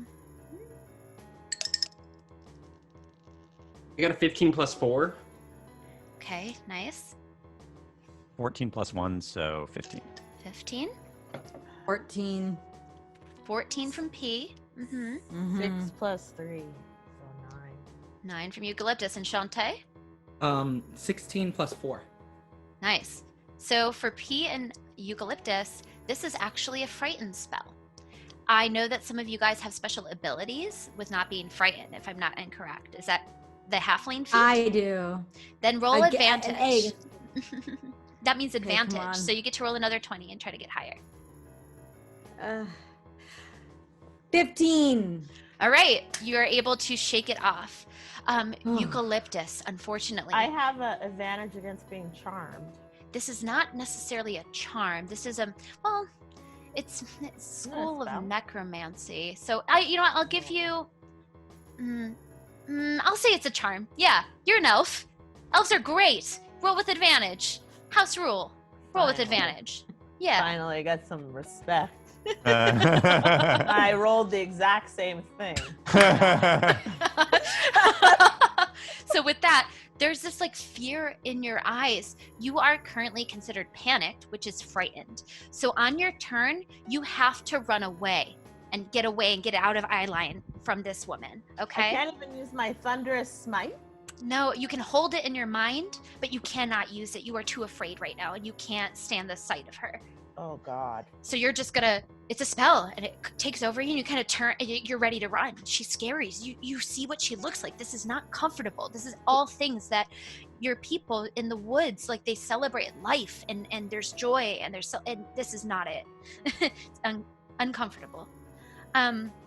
So that is her turn. She takes a moment and she kind of looks around and realizes that most of you are not connecting with her power, and she's not happy. Chante, it's your turn. How many people ran away from me? Oh, I need to know where my team is. Nobody ran away yet. It would be on the action of the person. So right now, the only person who's scared or frightened would be Eucalyptus. Okay, that's fine. I cast Charm Person on Sharon because, connection. Okay. Alrighty. What is the spell save? Wisdom 14. 14. Okay, 1 second.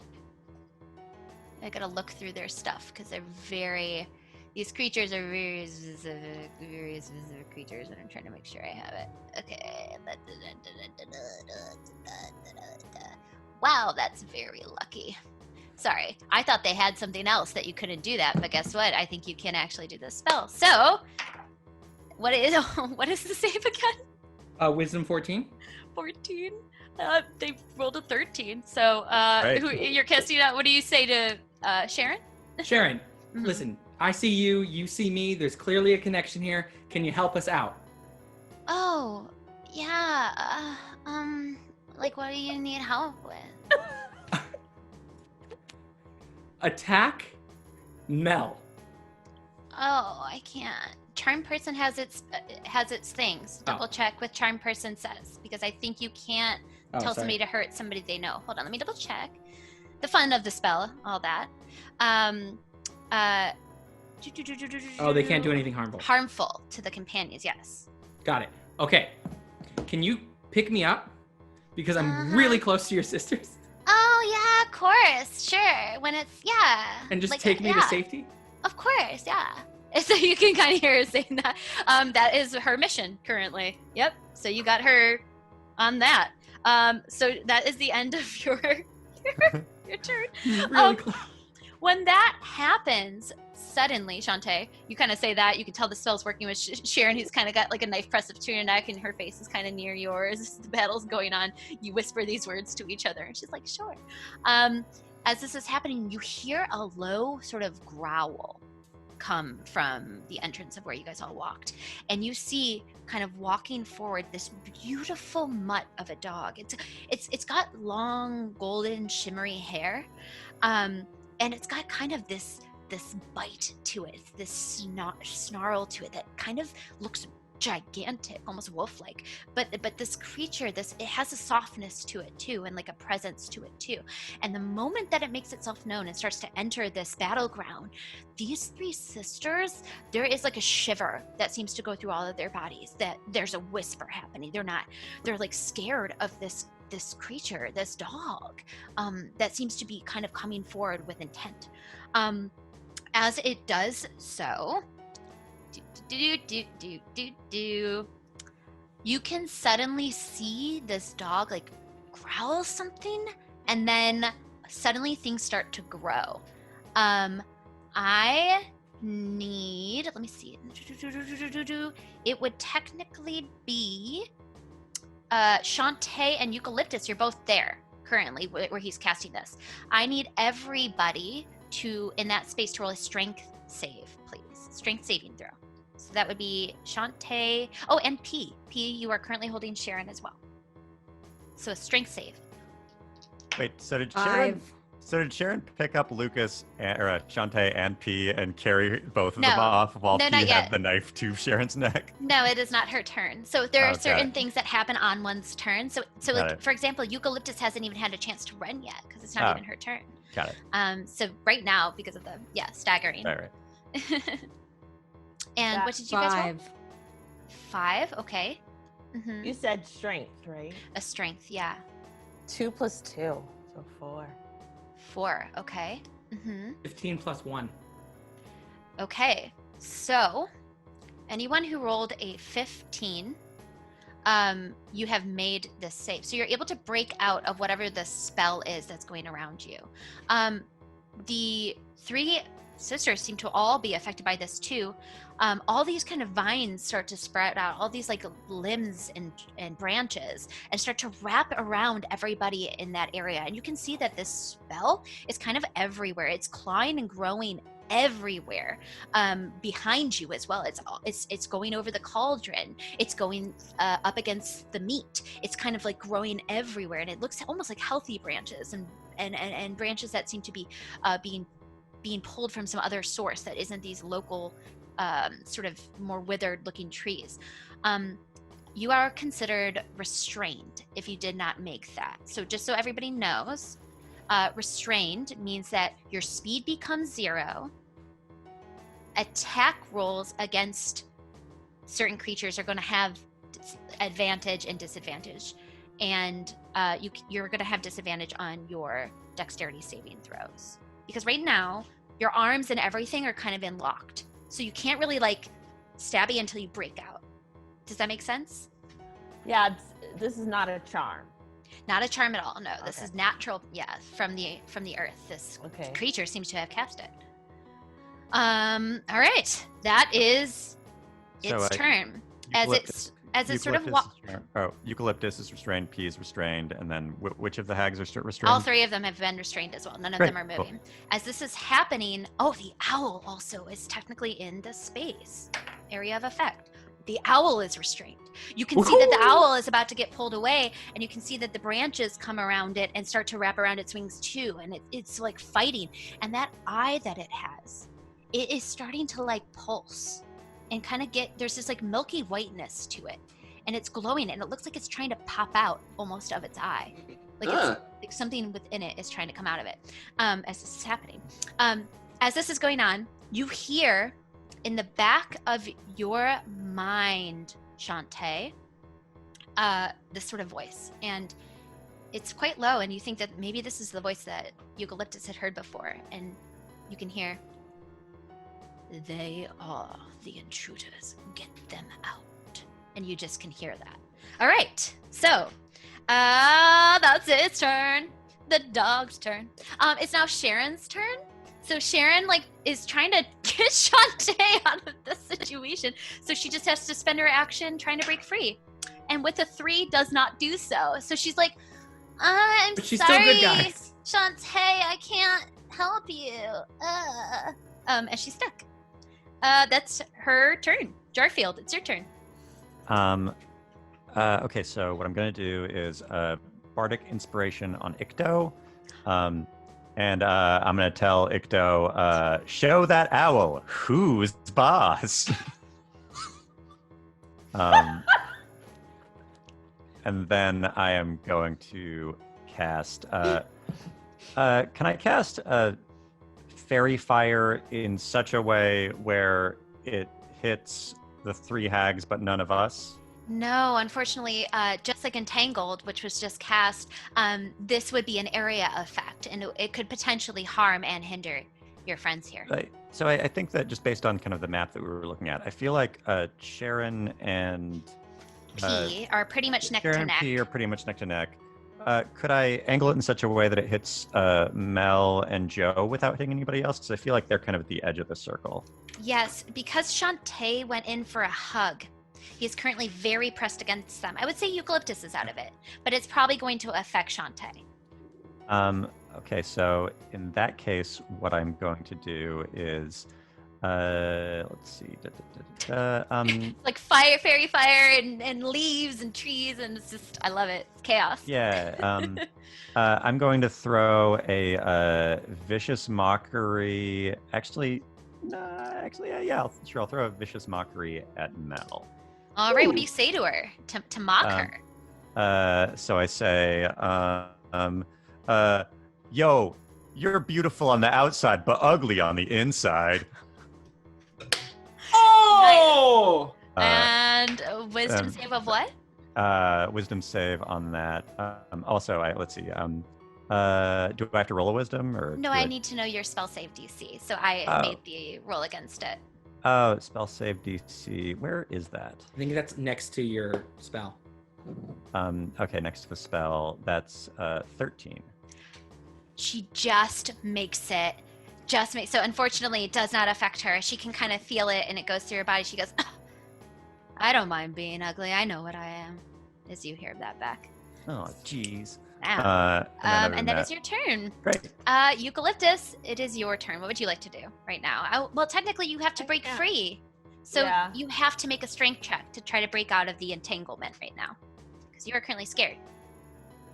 Well, and I'm tangled. Entangled. 15 plus. Oh wait, where's my strength? Oh, 2. So 17. So that is enough to break out of these restraints. You turn to run because you can currently now run, and you dash away. You can tell that these two sisters wanted to claw at you because they would have had an opportunity attack against you as you were leaving, but because they are currently entangled and cannot move, they have to roll with disadvantage as they attempt to hit you. Let's see, what is your AC? 16. Okay. Not enough, as they both had, luckily, these claws. You're now seeing Mel's claws. The other two sisters haven't dropped the act, but Mel's nails go all the way out and kind of look as if they can dig in very, very deeply into one's body. So you can see them lash out and try, but they can't with the entangled. You run your full speed in the distance. You're kind of actually heading towards where Chante was earlier when he was kind of looking around for the paws. You're running up next to that dog. You feel that dog is safe. Like, you don't know why. And you're just like, I'm going towards the dog. So you turn, you run your full speed towards that dog, and it's the end of your turn. Now I need you to roll quickly another wisdom saving throw, because you can, if you succeed, you are going to be able to remove this fear.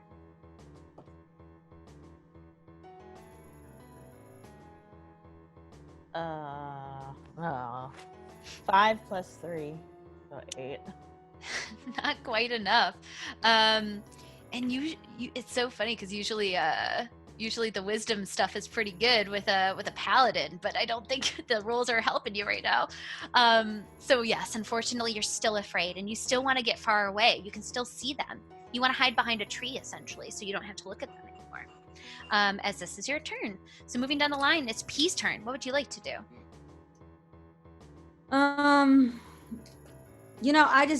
If one goes, they all go, right? So I'm just gonna try again. I'm gonna try to stab into the throat this time, and less slitting, just like directly in. Jesus. Roll to hit, please.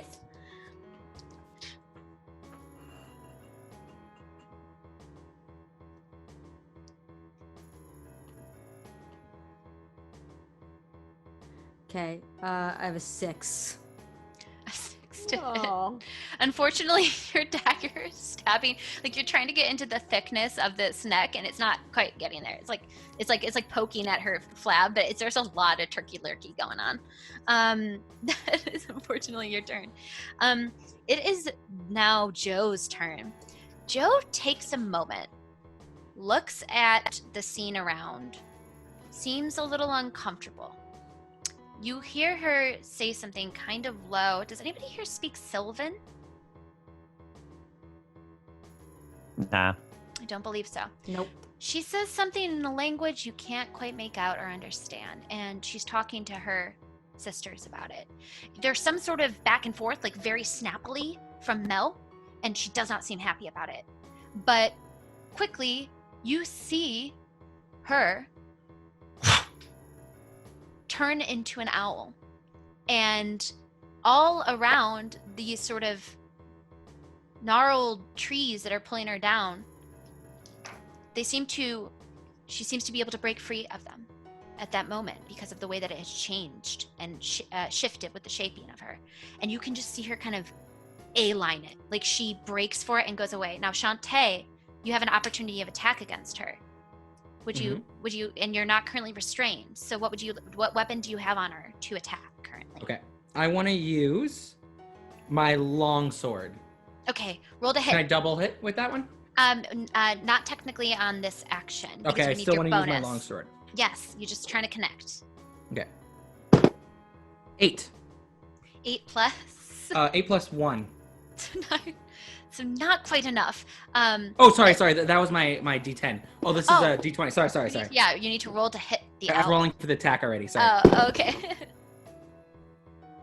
That one's a 19. A 19? So what happens is this. You roll to hit her, and she's going away as an owl, and like as your sword connects and you clip her, she comes out of form. Flies. I'm gonna say from the direction she was going.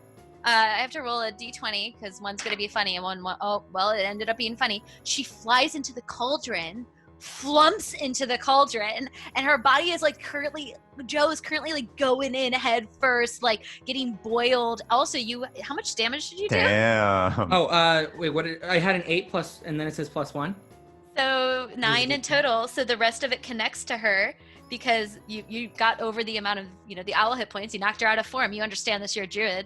And she kind of flips in, and then she goes in and she gets cooked for 4 points of fire damage. And she's currently getting boiled by Mr. Okay, so that is her turn, and that is what happened. But there seems to be some sort of like maybe she was just like this. She was trying to get something or go somewhere or handle something. And it's clear that did not work out. Ikto, it's your turn. What do you do? I'm going to look at Mel again. I'm going to say, I want you to watch your pet die. And then I'm going to do Eldritch Blast again.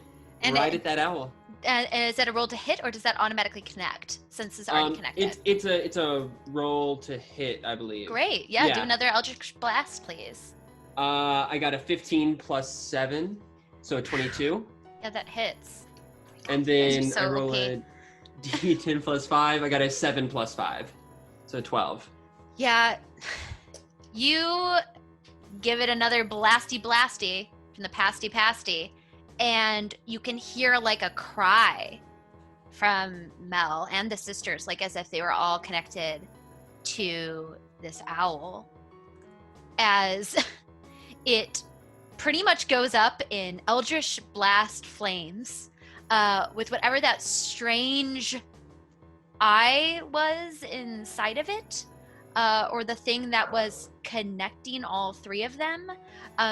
You can see that bulb, almost like a smarble of some sort, like this weird shape, kind of kerplunks and falls to the ground as the feathers just kind of wither and just like fall. And yeah, you have vanquished said owl, but there is that strange orb on the ground. They're very upset, and they are very concerned and mourning, and they seem scared now, and there is this uncomfortability, and you can tell they want to get out. Like that was not good. Okay, well done. Can I say one more thing to her? Yeah, go ahead. Hey, I just want to thank you so much for letting us, for offering us our lives for doing a test. I just want to thank you. That was very kind of you. So kind of you. Thank you. Thank you, Mel. Wow. And with that, we go to the top of the turn. It is now Mel's turn, as she seems to be incredibly upset with the loss of her owl, or whatever that was, the familiar. She's almost like in a strange mourning. God, I have to actually look up what she's gonna do, because that completely changed the plan. We're messing with God here. Over here changing plans. I'm behind a tree. She so says, she can't looks take to any you, credit. Ikto, Mm-hmm. and she says, why? Why? I need you to make a wisdom saving throw. All right. That is going to be a 7 plus 7. Or no, 7 plus 4. That is not enough. Suddenly, Ikto, something goes into your mind. Tell me the deepest fear that Ikto has. Ikto's deepest fear is... What is Ikto scared of? Ikto is scared of settling down. Yeah. So And- Ikto, you know what you see? You picture Let me a tell you. home and a family. And You see a home life. You see Ikto with, you know, a nice, perfectly coiffed mane tucked back. You Oh. see Shaved veneers shaved. You see veneers. you see this perfect plaid shirt buttoned up, a green lawn with a white picket fence. Ugh. You see 3 young children running up saying, "Daddy, Daddy, Daddy." You see And the pets. yes, pets, just so many pets. No. A goldfish. One of the kids has a goldfish. He just won it at the local state fair. He wants to It's make so you proud. redundant. Wants to make you proud. And your wife, this perfect wife with this perfect little dress, bleach blonde hair, No. walks out and kisses you on your cheeks, and you just are here, and you can just hear the cries of Daddy. I love you, Daddy. It's so wonderful to have you here, Daddy. Thanks for coming back after trying to, sell those refrigerators, Daddy. And you just hear it. No. And you take Ikto. Oh. What's your hit points? 16. You take 24 points of damage. What? 24 points of psychic damage. wow. Thankfully, it wasn't double your hit points, Yeah. but you fall. I'm the down, ground. guys. Ah! As you scream from this vision. It was the refrigerator salesman. That's what got it. Oh. And yeah, you're down. You're down for the count on that one. Sorry. That's so good. Rest in peace. All right, well, You're just unconscious. yeah, just unconscious for now. For now. Moving along. That was Mel's turn. Chante, it's your turn. I dive towards that orb. Oh, well, yeah, if you would like to. The 2 sisters are still technically close to you, and they will still have an opportunity of attack. But they are currently restrained. I dive towards the orb. Okay. All right. All right, so you run and you dive towards the orb. What's your AC? Oh, that's not going to hit you. It's an 8.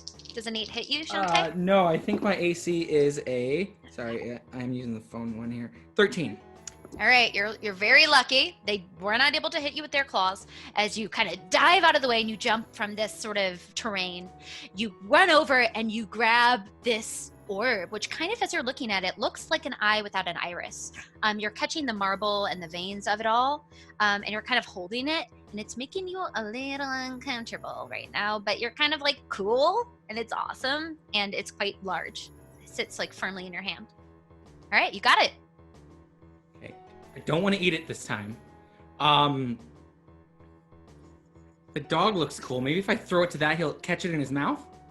Maybe I can stomp it. Yes, and it does take a full action to like pick up an item and like investigate it and look at it. So you're kind of just holding it right now and like handling it. You do have a bonus action though, if you want to do anything in your bonus. What can I do in a bonus? Sorry. You can usually change into an animal, or you Wild can do, shape. like, I can wild shape. all right, what do you want to do? What do you want to turn into? Wild shape into that dog? Oh, sweet. Yeah. Okay. Right. You take a beat and you essentially turn into this dog. You can look up the stats. Is it a mastiff? Yeah, for now, let's say a mastiff stat. It's a special sort of dog, but that is currently the hit points and the attacks you have, and Cool. that object does warp with you as well. Just so you know. All right, you're not quite as glistening and glowy. You don't quite have the pizzazz that it does, but you look good. You're looking good. It is now the dog's turn. So as the dog takes a moment and looks around, sees that a few of you have broken out, you quickly hear in your head, P, very quickly, focus on one. And you can kind of tell very quickly that this creature is trying to handle something. As this is going on, you suddenly see it leap forward and it goes after Mel. As it begins to engage and attack it, you can see it clawing and biting at it. It seems to have a multi-attack and it's going quite hard. All right, here it goes. PvP on me. Oh, wow. Yeah, 25. Yeah. And a natural one. Oh, okay. Well, the first two look really good. I'm gonna say the nat one cancels the other as it goes to bite, but can't, like the taste of this blood or something is just so unpleasant that it can't quite get its one arm up, but it does successfully strike once. And it's going to do with its claw attack.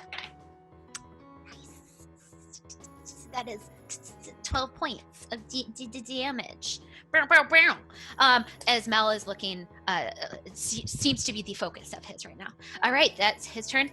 It is now, she still hasn't been technically hurt, so she still wants to do the thing that Chante cast on her. So, right now, Sharon's just like, oh, Joe's in the pot. Oh my gosh, it's really funny because, we use that pot sometimes to, like, kill people and put them in it. Really funny. Oh, God, classic Sharon. That's her turn. She is still going to try to break out of these restraints because she is still trying to get to, and does not make it either with an 11. That is her turn. Jarfield, it's your turn. What do you want to do? Okay, so I'm going to use a bonus action. Let's see. Bonus action healing words on Ikto. Okay. Mm-hmm. And I believe that allows me to heal. Let's see. 4. It's usually 1 plus 1d4, 1d4 Yeah. plus something. Yeah. Yeah. So it's 1 plus 3, so 4 healing on Ikto. Nice. Ikto, you after a little healing word from your friend. So I have 4 hit points now? Mm-hmm, currently. And my healing words are going to be, thanks for killing that owl. Remember when I made the who pun? That was fun. Where is she? And then, let's see.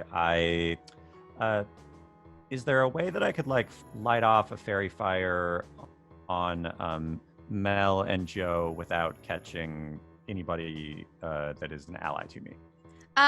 Currently, yes, because everyone's moved. Yeah. Okay. Except great. for Pete, but you're not trying to get Sharon. You're trying to get the other two. So yeah, that's good. trying to get the other two. Yeah. So I'm going to light them up with fairy fire. That's, I think, dexterity save of 13. 13. Okay. Well, that's it's technically Sharon. Well, Sharon's not in there, but Joe is currently preoccupied, so she had to roll with disadvantage. She does not save, but Mel is rolling. Oh wow, Mel did not save either. What is it again? Save of what? Save of 13.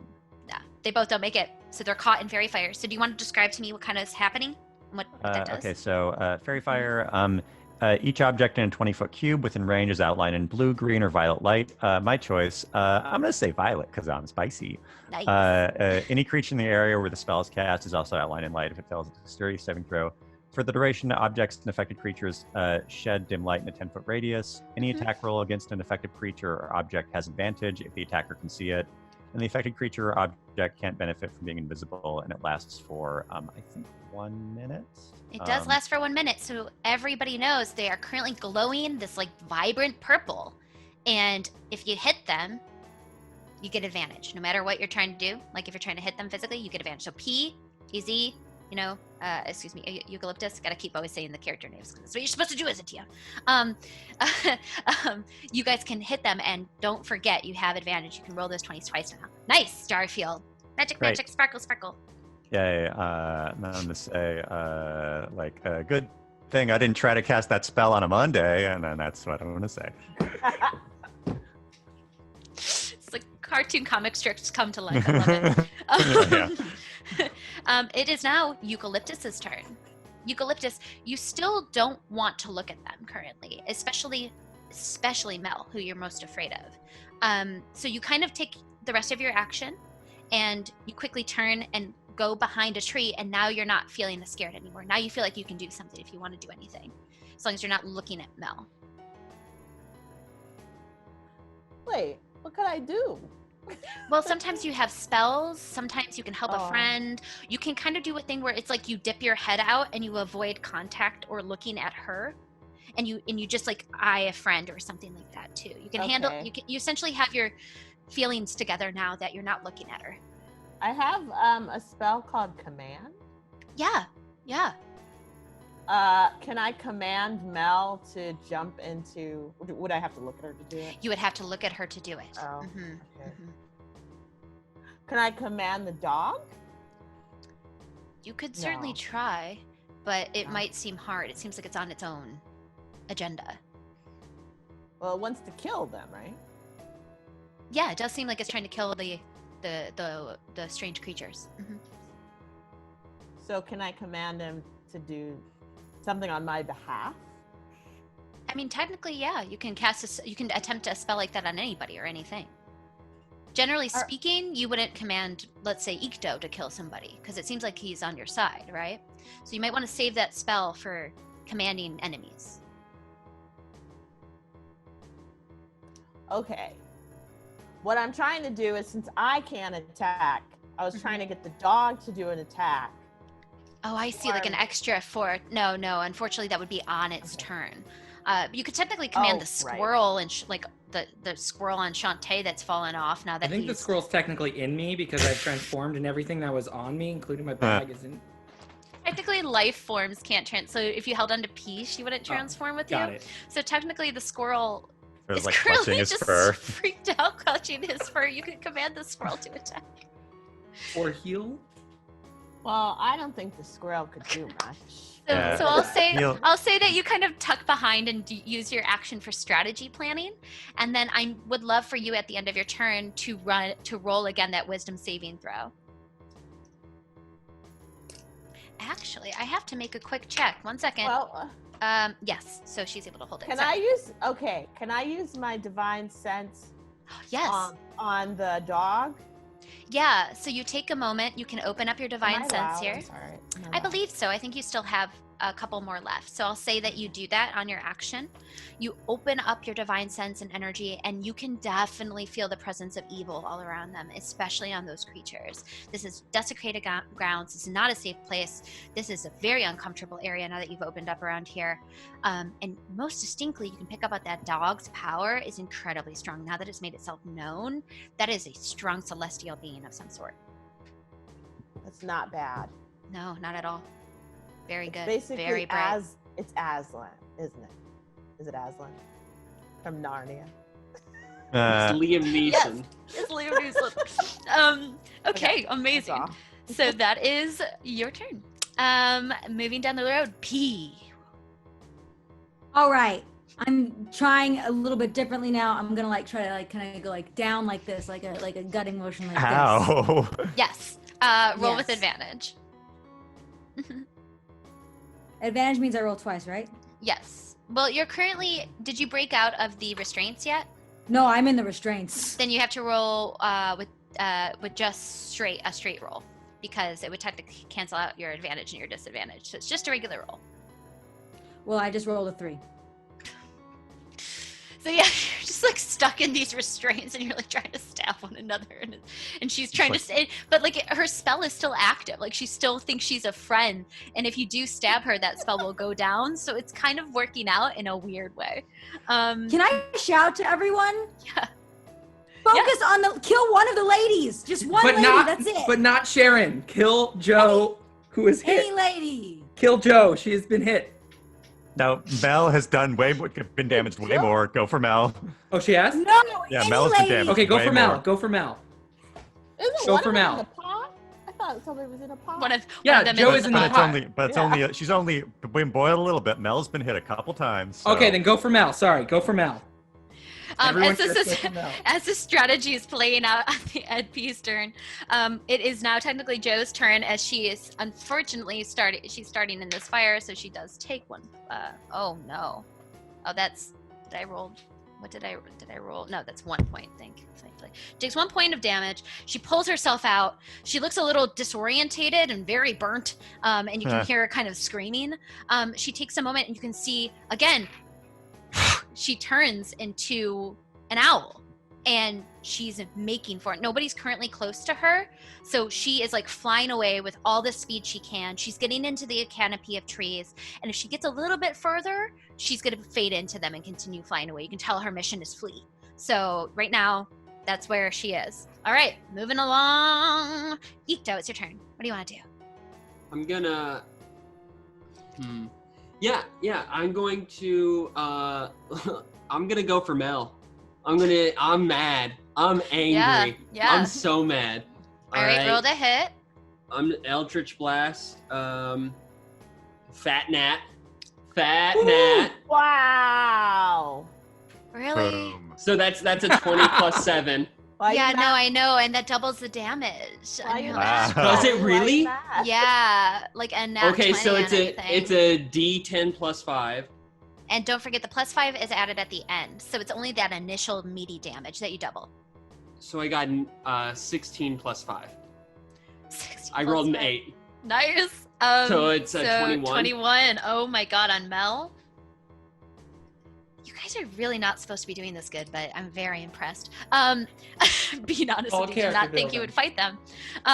So she looks like she is really getting down and out. Like that Eldritch Blast strong, and it kind of goes into her heart core, and she's like starting to shake and quiver. You can see it eating away at the front of her chest, kind of showcasing this horrific abomination that is underneath her body. It's not pleasant, but she's kind of in all these drapes, and she's screaming and crying out, and she is infuriated that you rose from the dead essentially and just shot this back at her with some sass. That is currently your turn, Ikto. Moving to the top, it is now her turn again. You can hear her very frustratingly come back at you. I need you to make another wisdom save. I got a 16 plus 4. All right. You can feel the spell try to enter you again. The same one. And it fades away. Your resolve, much stronger this time. Am I allowed to react? Oh, yes, you can. Mm-hmm. I want to react with Hellish Rebuke. Okay, all right, yeah, okay, yeah, that's a save on hers, right? Yeah, that's a dexterity save for her, which her dexterity is low, right? When Oh doesn't my she's got god, the she fairy rolled fire? a 2. Yeah. And it's a 15. And she has fairy This is- fire, so I have to roll a disadvantage. Okay, yeah, so it's a 2. So this is 2d10s, which gives me 14. Oh my goodness, yeah. So I point at her and fire goes up all around her. Yeah, she's looking very worse for wear. Another couple hits. She's falling apart. But these people are thick, and they have a lot of hit They're points. thick But you with are 2 C's. with 2 C's. But you are just hellish rebuking, throwing it out like Eldritch Blast. Like you are eating away at these women. Mel, well done. you shouldn't have knocked me out. I'm mad. I'm mad now. All right, Chante, your turn. All right, I run for Mel's jugular to bite it. Great. Roll to hit. Okay. So She gets a that is disadvantage. Amazing. And its face. a 3. A 3. Unfortunately, you're trying, but again, these necks. Ew. These are so thick. Your teeth get kind of caught in the flaps. You can't quite make through it. And that is unfortunately your turn, Chante, if I'm not mistaken. Attempting to bite. Dog. But there's another dog near you, and that one is also attacking Mel. As it is currently standing there, it's trying to move around and make sure that everyone's hit. You can tell that it's not happy that there's that owl that's getting away. You can tell like his eyes kind of go up, and you can kind of hear very quickly, Jarfield, in the back of your mind, you hear this. I know I'm a dog. Let's look past that first. It's okay, I understand. Get the owl. And so you just hear that very quickly. And with that, he is going to do a multi-attack against Mel as well, because he just wants to get one of these down. So, oh, nice. Double hit there. Let's see if oh my gosh, with a 25, 22, and 25. What? He goes in with a triple attack with 2 hands, so that's a 13. 13. Wow, it looks like Mel might be going down. Let's see. 5 plus, so 9, not quite. And he's his 3rd attack, which is only 1 of those. So 1 second, you guys. Oh, it looks like she's down to almost 1 hit point. Literally. Wow. As he goes in and very quickly, as his mouth is full of this ichor and grossness, he steps back very quickly, still retaining melee, and says, kind of out loud now, you can hear it, someone want to do the honors. All right, and that's technically his turn, and then Sharon is just standing there, and she goes, I do, I want to be honored. And then she tries to break out and fails because she does not roll high enough, and that is still Sharon's turn. Jarfield, your turn. What do you want to do? Is it possible for me to bardic inspiration myself? No, not yet. You're not there yet. Oh, okay. So I know I can't, but I'm gonna look at my crossbow and say, I think I can do it. And then I'm going to aim my short bow right at this owl that's trying to fly away. Okay, roll to hit with advantage, because don't forget she's outlined in that sort of purple, violet. Okay, so that one was a 9 plus 5, so 14. That was 14 is the highest. That hits. That's correct. Roll for damage. Okay, great. That's a 4 plus 3, so 7. You knock her out. She doesn't have much hit points. She falls from the sky, and she's trying to fly away. I hope she lands in the pot again. Which is going to be, hold on, 8. 8, because it's 5 each thing, so she flew up with her full speed. So it's a lot of damage because she's in the sky. Damn. 12, 10, I didn't think about that. 17 points of damage. She falls, and then for comedy's sake, I think she should fall into the, Jarfield, you get it. She falls into the pot once more. Yay! For 9 points of fire damage. And this woman is literally she's not looking good. Can I say to myself, right after she falls into the pot, I hate birds. There's that as she falls back in. E, it is now your turn. All right, I'm doing something else. I'm breaking free. I'm getting out of here. All right, use your quick action to break free. Strength check. Strength check. Okay. 19. Yeah, you're able to finally get out, and you've broken out of these dumb restraints, and you're now currently able to fight. You still have your bonus action. And I'm gonna yank out my short sword, I guess, and I'm gonna go for Mel. Mel. Yeah, do it. Roll with advantage, because she's glowing for Violet.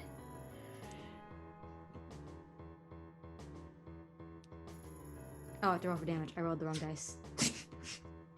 So you have to roll to attack first. You have to roll for attack. Roll to attack first. 2 d20s and take the highest. 2 d20s. Okay. Well, hold on. I've rolled everything wrong. I picked the wrong dice again. I have to clear this. I'm sorry. I ruined the whole moment. It rolled multiple dice. We're all on the edge of our seat. We're all on the edge of our seat. Okay, so I rolled a 2 for the first one. Okay. And a 9 for the second one. Plus what? Do you have any bonuses? Do I have any bonuses? Yeah, with your weapon attack? Plus 4. 9 plus 4. Not quite enough to get her as you go to stab, and you kind of slide, and you slip, and your dagger goes wide, and you're just like, oh, like you're just frustrated at this point. Someone kill one of them. Just one. Mel is one. Mel is almost. Kill Mel. Kill Mel. At that, it is now Joe's turn. Joe gets out, still bleeding quite profusely, doesn't know what to do. So looking around, looks at UP because you're right there in front of her sister, and just doesn't know what to do. And you can see she seems upset, and she kind of has tears in her eyes, and she seems frustrated. So she seems to be giving up in some sort of way. I need you to make a dex saving throw, P.